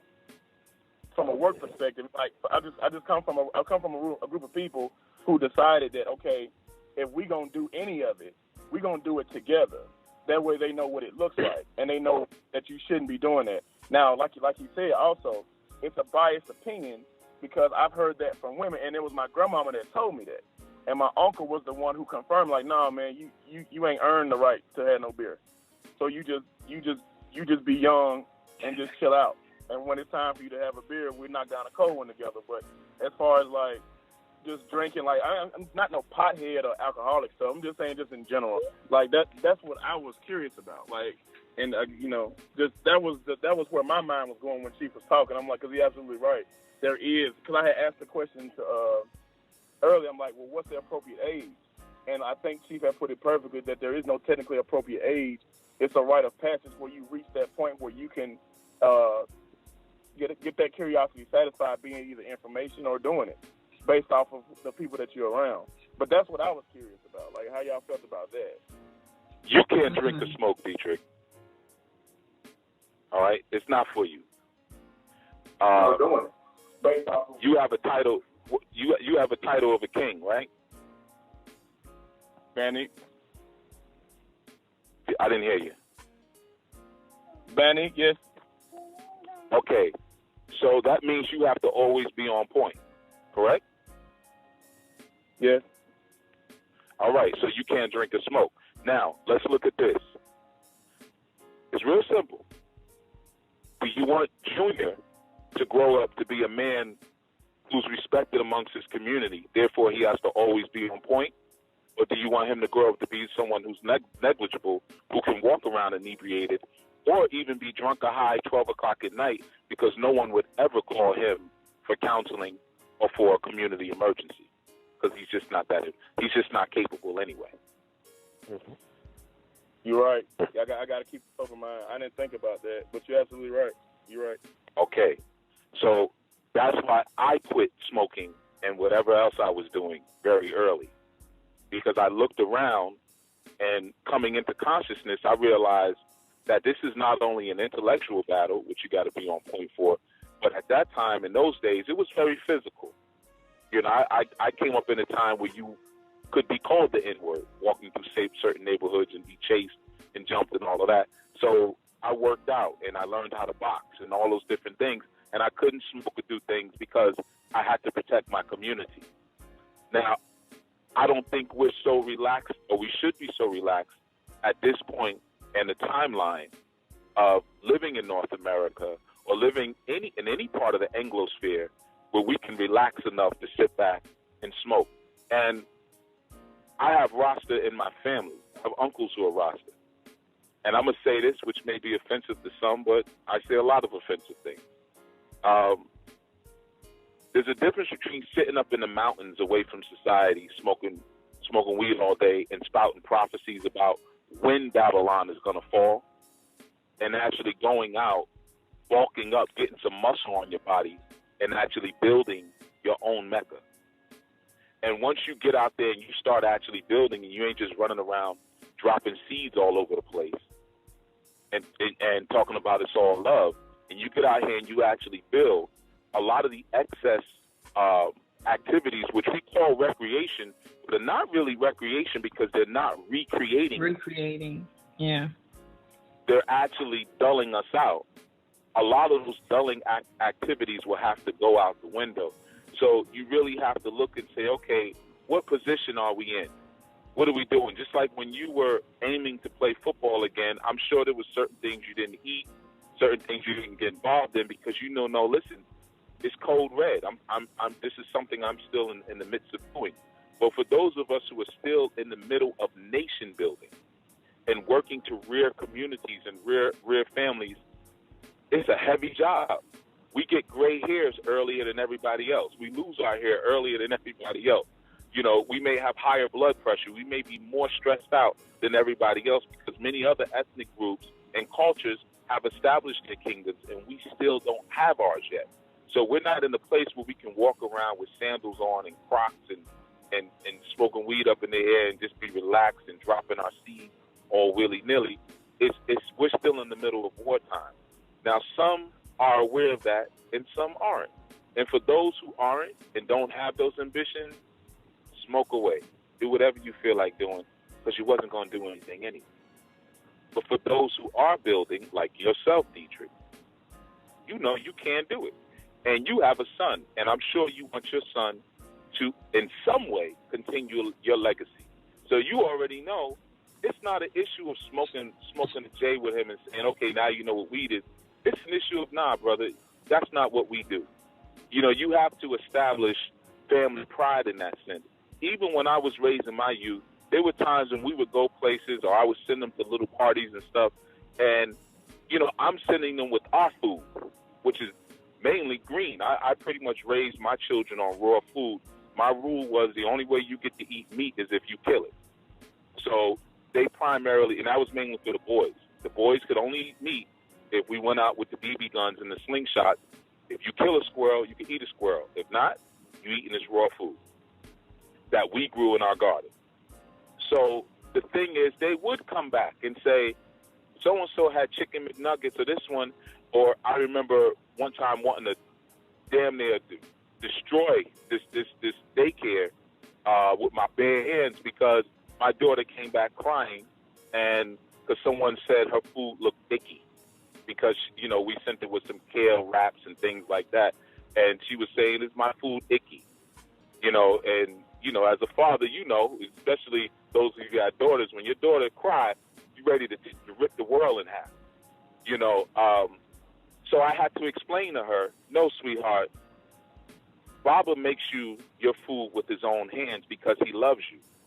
And those children's parents don't love them, or they would give them healthy food. Not only that, you're an African. They're not African. So you have to eat a certain way. And on top of that, Baba's a chief. So that means you're a princess. So you have to eat food that makes you a better princess. You can't do what everybody else does because your job is going to be to lead them one day. So when you instill that sense of family pride, cultural pride, and ethnic pride, it makes the decisions very clear. And what the masses are doing no longer seem like a ready option to you or your children, because you're not moving in the direction of the masses. You're moving in the direction of your ancestors to actually build a legacy. And if you haven't done that yet, you really don't deserve. You don't deserve the leisure of leisure drugs because you ain't did it yet.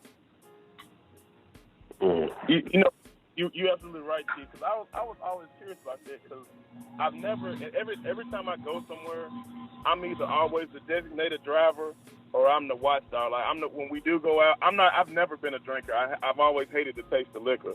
So I was just always curious about how to look at it. But the insight you just gave me, that put me in a whole nother space now. There's a reason I really don't like to do stuff like that, and I never been in the habit of it. But I am around people that do it, and I was just curious about how to go about looking at it. That way I can put it in the proper perspective. But I give thanks for that, though. Like, for real. You just gave me a whole way you look at it is stop being around people who do it. That's how you look at it. Don't be around people who do it. You should be around a better cast of people who are actually, because people who are building and doing something, they don't do it. And I hear what people saying, Dr. Sebi, Dr. Sebi was an old man. When you get old, you're allowed to do things you're not allowed to do when you're younger. Mm-hmm. And who says Dr. Sebi is the absolute model? Maybe he wasn't on point. Just like Tupac is not the model. Biggie is not the model. Afeni Shakur has never been the model. What's the name? Valletta Wallace. Let's go, Brooklyn. She raised the son Big. Big created the theme music for, I don't want to give my own business away, but for what a lot of people did wrong in the 90s. Never had anything positive to say about a black woman or black people. But when we see his little mother, yeah, go Brooklyn. Nah, man, you raised the goddamn demon. Excuse my language. And I love his music. But come on now. We have to separate ourselves to some degree.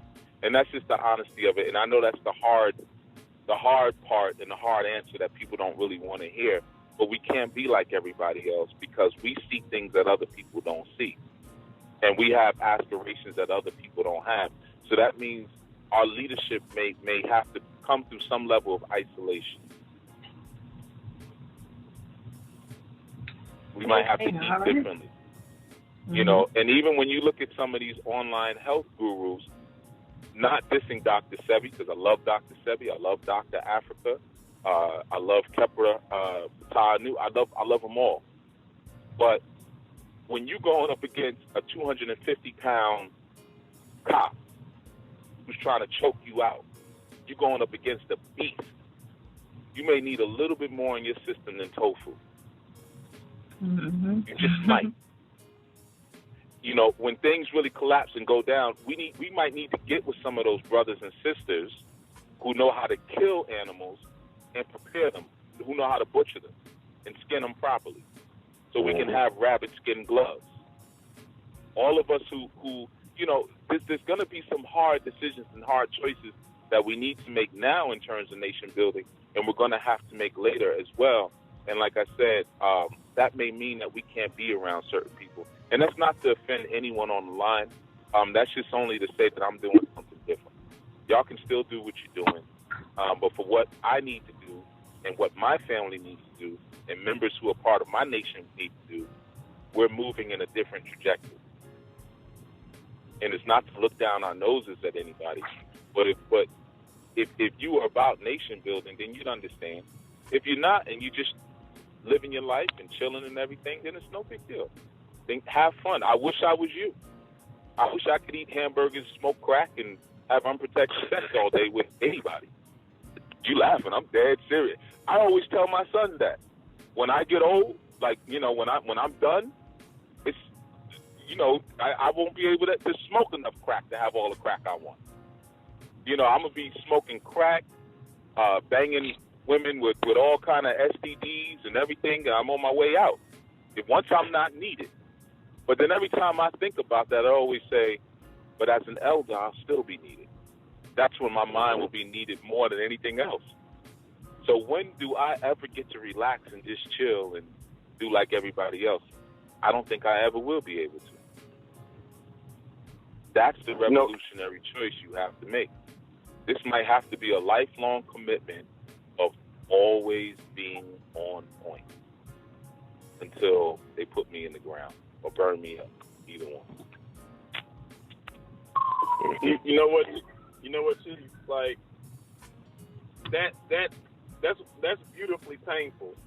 What you said, because it makes me look at and analyze the people that I'm around that I quote unquote look up to. You know, so that eliminates that you just explained a lot of what I'm around and why that you tell me what you tell me. And I didn't see it at first, but now that you put it like that, and it's unfortunate because I feel as if I can't learn it without them, and that's what makes it painful because I'm gonna have to leave them behind. But it's beautiful because it lets me know that it's real, and I've always felt that.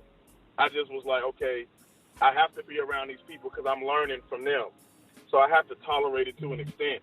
But what you just said just put me in a whole nother category that I'm just going to have self-discipline and be like, look, you know, you just can't run with the herd all the time. Even if you think the herd is leading you somewhere where you want to go.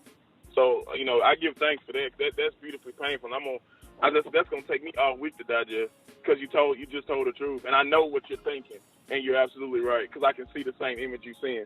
You're absolutely right. And I'm going to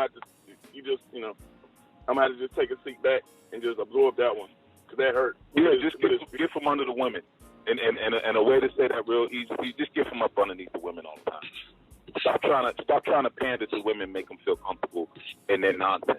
Your job is to teach them. Turn around in the car and say, listen, y'all, I was wrong. Let's really break down what this is about. That's really what it is. Because we've been here before, and we keep coming back to this place because of the drug that's inside of you that you need to detox from. You're right. Ultimately, that's all it is, man. Stop pandering to women all the time because they don't know what the hell they're talking about. That's your job to come in and say, hold on, wait a minute, sister. Some of what you're saying makes sense, but a lot of it doesn't. And I'm going to show you why. They like you. They won't hate you afterward. They hate me if I say it. But they like you. People like you. But you can't have these sisters or brothers, whoever you're around, but it's always sisters you're bringing around because I know why, but you got to stop seeing that dominance in the feminine principle all the time.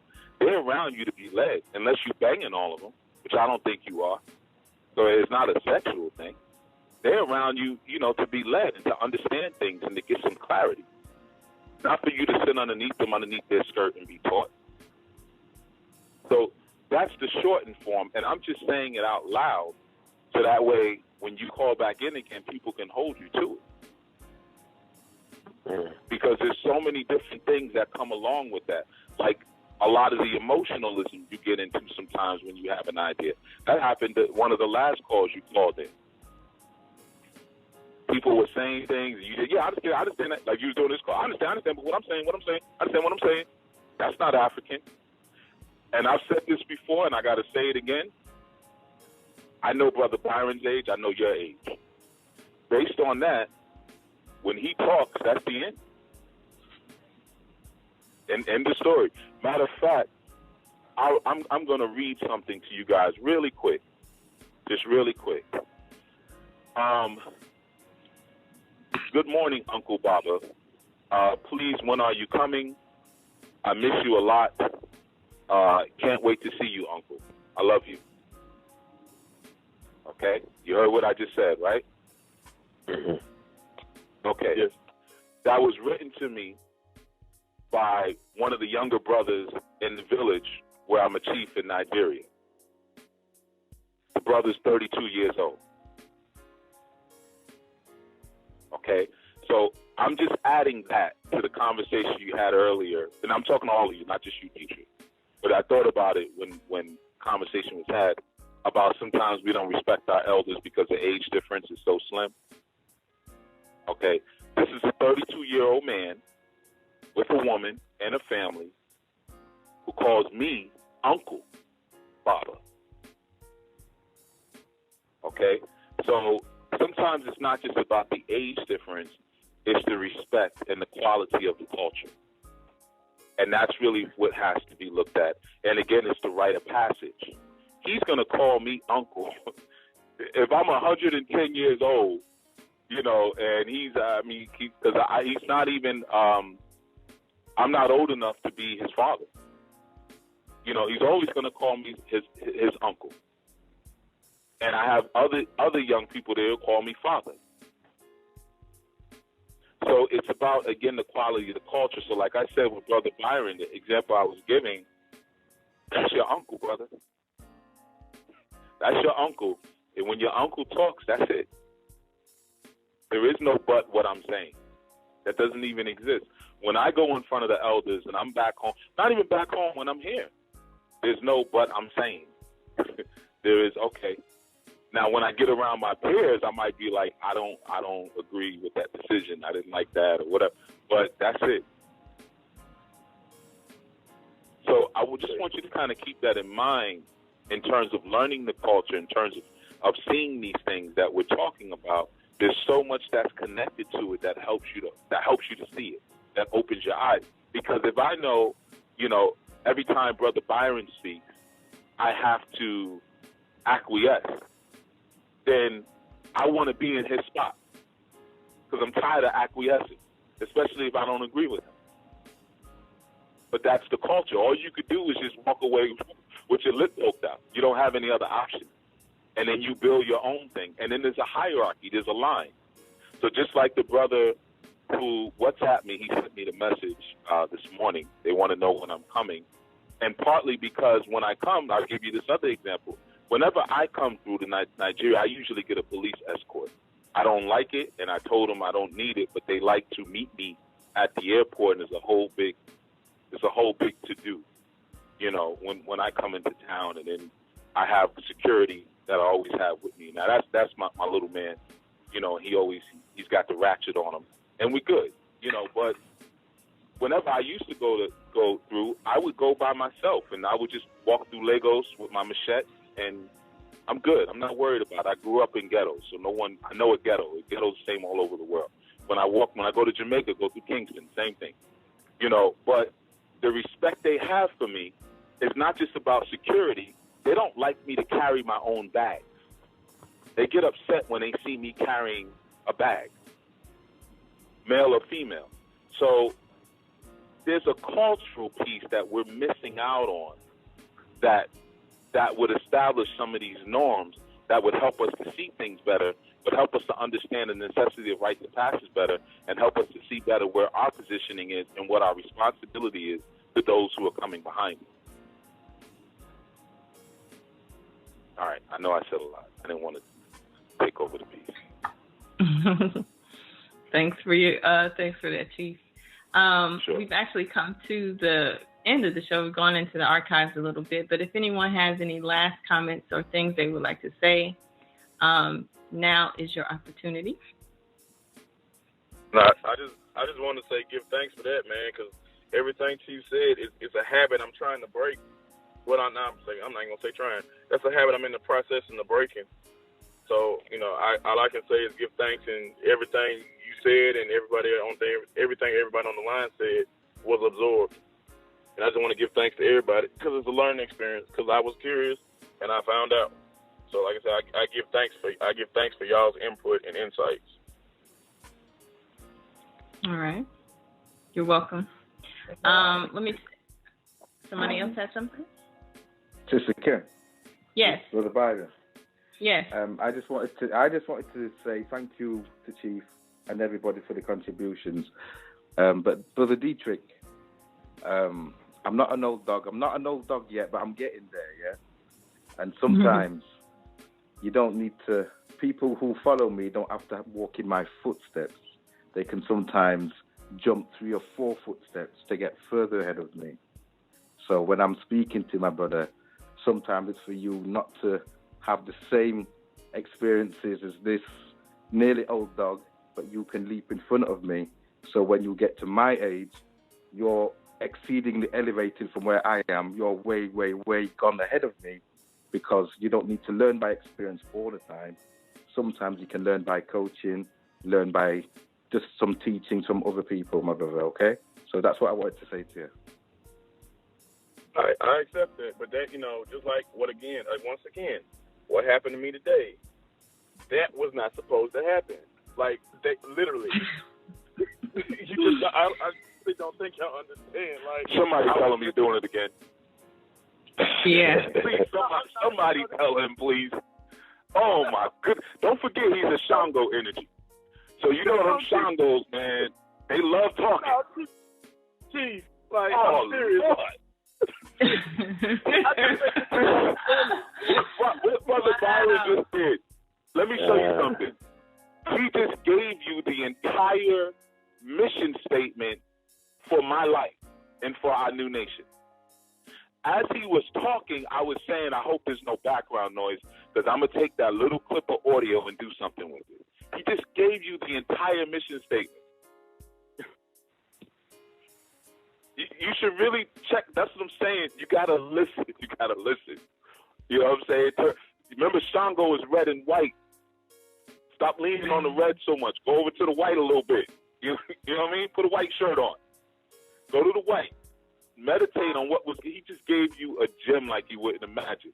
He just gave you the whole I Knew mission statement and worded it better than I ever have. Somebody tell his brother he's doing it again. You're not hearing what's being given to you.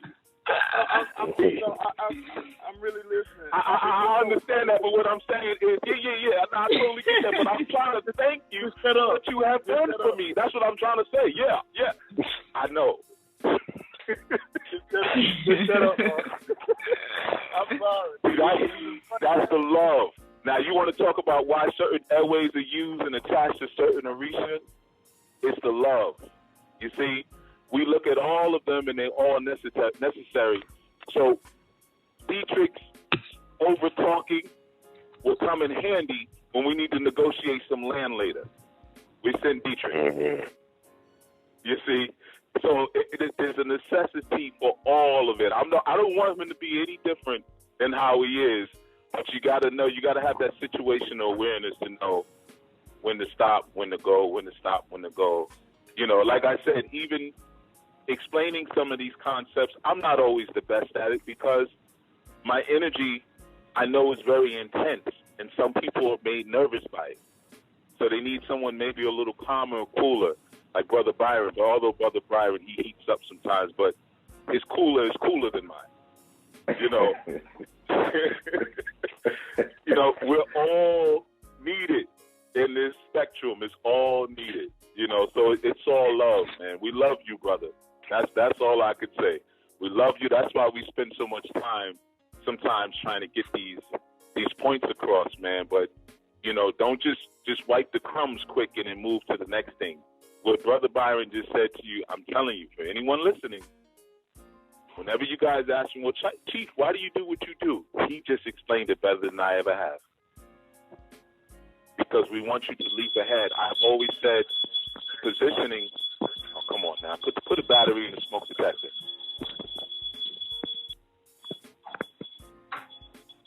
Okay. I've often said that the position that we are in as melanoid people is a little embarrassing in a world context. So if we can leap ahead and hit some shortcuts, let's do it. So when brothers like myself or Brother Byron or the sisters who, are a little longer in the tooth are sharing information, just say thank you and let it keep reverberating in your head and come back later with it.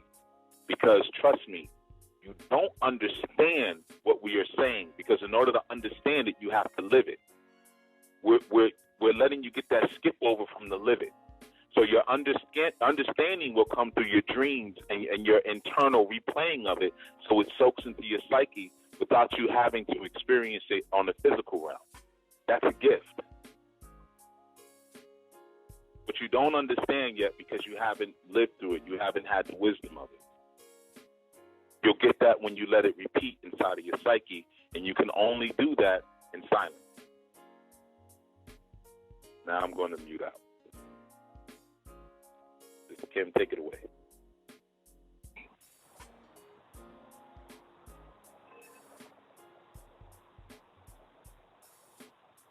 Okay, well, Sister Kim looks like she has probably playing around with a headset or something again. But hopefully she'll come back in a moment. I guess all that noise in the background was her. Yeah, I don't hear her coming back. All right, everyone. So we're gonna close out in a minute. She's on the back end, so only she can actually close the show out. So I'll let anyone share their final thoughts before she comes back and closes.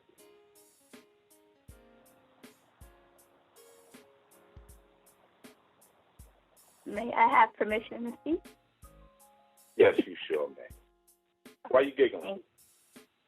Oh, I just get nervous when speaking.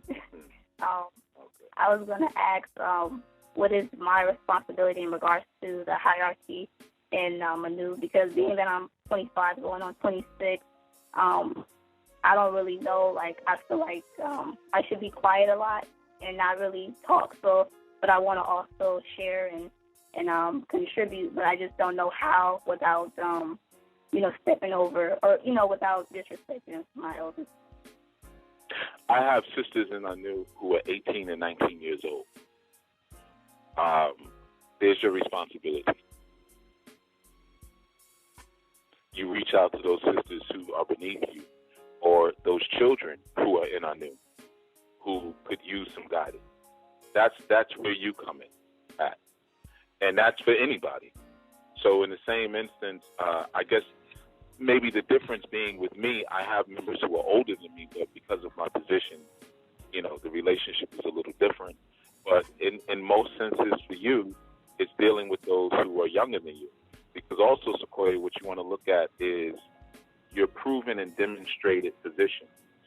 At this point, what have you shown, what have you proven, what have you contributed to the greater community? Because that's really where some of that status and that responsibility comes in. But just in a basic sense, until that really is made evident, your responsibility is to those underneath you, to those younger than you and underneath you, especially the sisters. But, always understand, again, and this is sometimes where it gets a little difficult for people, is that, like you say, you're not that young. I mean, 25 going on 26, you're 1 year into retirement. So you're actually, sometimes we get our numbers so wrong because of this society. We think a 25-year-old woman is still a young woman. You're not young. You're an older woman at this point. A 16-year-old or a 17-year-old is young. Oh, here we go with cars and all that. So there are a lot of young women who actually could use your guidance and your assistance. But to also further answer the question, sister, I'm actually working on something right now where I'll be breaking that down a little bit more. I hinted to it a while ago, but just the responsibilities and positioning of the men and the women. But, in a basic sense, for you, it's the sisters who are younger than you, because you would be considered their elder sister or auntie, even for some of them. Look at it just like a family. Thank you. You're welcome. Okay. Okay. I'm here. Okay. So I'm going to let you take it. I know you got some calls on the line, but Yeah. Let me try to bring those, thank you, Chief. Let me try to bring those people in for a minute. Let's see, 401. 401. Greetings, Sister Kim. Greetings. This is Danetta. Peace, Danetta. How are you? Fine. I didn't catch the show. I rushed home to try to get the last bit of it. And I wanted to thank all the sisters on the line yesterday. I know I was a little bit, quiet, laid back, observing, not as open. But I was super excited when I got off the phone. and I spoke to my husband. I didn't share what's in the women's call because I'm going to do like Brother Anwar, what stays in the women's call. What happens in women's call stays in the women's call. Yeah. So I'm going to take his advice in that area. So, but, I was telling my husband just some of the stuff, I know it wasn't much that was shared, but some of the stuff that was shared, it gave me the encouragement to share even more, get a little bit more open, a little bit more vulnerable, and a little bit more, a little bit more like a child. You know how a child is very innocent, in the situation. And the advice that Sister Michelle gave, I had thought about it this morning when I woke up and I had my QT time. And I just meditated on what she said. I took notes of that. And then even the advice you had gave to another sister about working on herself. Our sister Michelle, I think she gave that advice. Just work on yourself and everything your household will follow in place. So I want to thank all the sisters that was on the call last night. I know it was super quiet. I know I was super quiet. I don't know anybody else. I tend to get a little nervous. I get quiet. But I want to thank everybody that was on there. I left feeling, I know I might not show it, but I did left feeling like, yeah, this is gonna work. I'm gonna get some insight and some direction. It's gonna really work. So that's all I wanted to share. I didn't hear the show. Okay. But that's it. That's all I wanted to say. Okay. No problem. You're welcome. And thanks for joining the call. All right. Thank you. Mm-hmm.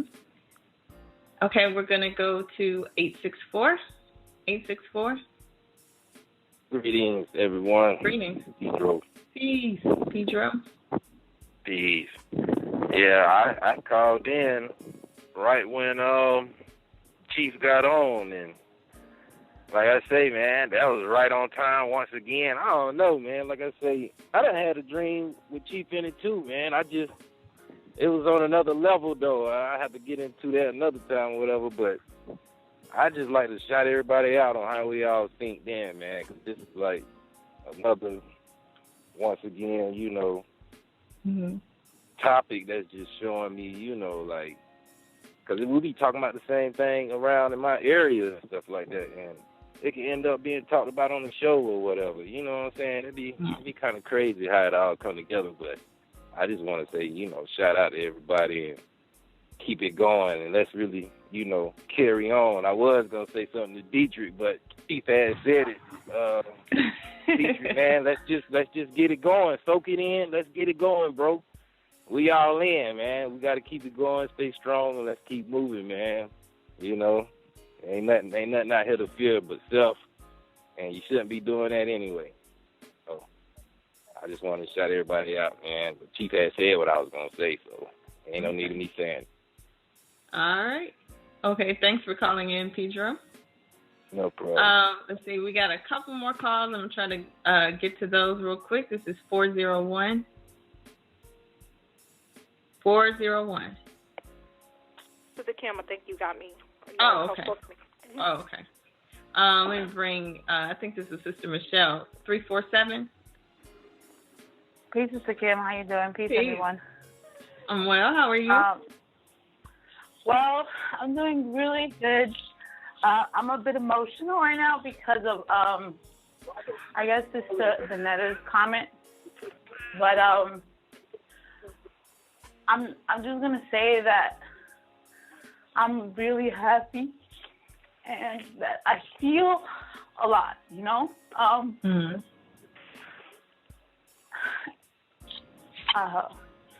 it's hard to know for me personally that a lot of people are going through the same pain that I've been through. Mm-hmm. And, so it's I'm a little bit emotional because of that. But I dialed the 1 because I want to talk about the importance of keeping weed from your children, because I'm living the consequences firsthand with my older stepson. Now, he's of age and everything already, but, when he was younger, he was allowed to smoke at a very young age. And, myself, personally, I've been smoking weed for 7 years.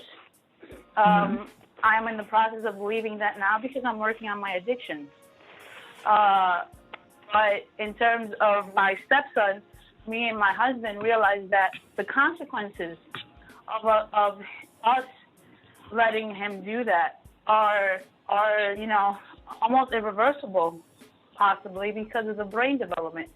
So, the same goes for alcohol, the same goes for a lot of things. We don't know the effects that these things have on our children's developing bodies. That's why it's better for them to make the decision when they're of adult age and they can take their own life in their own hands and they don't have to set a path before them. Like, I feel like Aaron still has to really, be a man first before he can make decisions of a man.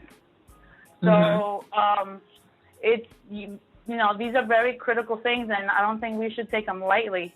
I used to, so I know the culture, I know the mentality, but unfortunately, like Chief and everybody else has said, when you step in a position of responsibility, you have to have the ability to respond like an adult. So that's all I wanted to share. Okay. Well, thank you, Sister Michelle, for Thank you, Sister Michelle, for your comment. Thank you all for sharing. I just wanted to thank Brother Byron, Chief, and Michelle, everybody that commented on the call, because sometimes when it comes from the host, it's not as taken as well. But I'm glad everybody else kind of stepped in and saw all the things that was wrong with some of the things that were said. And Brother Dietrich, I will that you were listening, so that when these comments or these thoughts come to you again, that you can quickly shut them down and to just let them know, like, this is off. That reasoning is completely off. So thanks everyone for the comments and for saying things very clearly and very plainly.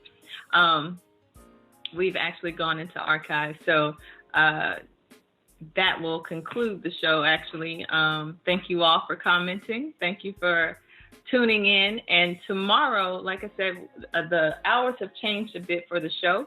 So tomorrow we'll actually be back between 7, let me see, let me make sure I got the hours right, not 7. 9 and 11 p.m. Eastern. So we'll catch you in the afternoon. So 9 to 11 p.m. Eastern is tomorrow. Thursday we'll be back from 1 to 3. And then on Friday we'll catch you from 7 to 9 a.m. So we'll get you on the morning drive or on the dawning drive, okay? So remember, tomorrow, 9 to 11 p.m. Eastern. Make sure you tune in and call. Maybe some of you that didn't get a chance to call in that are listening or may listen from the archives, you'll get to call in and make comments and share some things. You are very much welcome to call in. And thank you all for tuning in yet again and for continuing to support the show. Make sure you visit seduluhouse.com for classes. You can also check out my website, seriousbitch.com.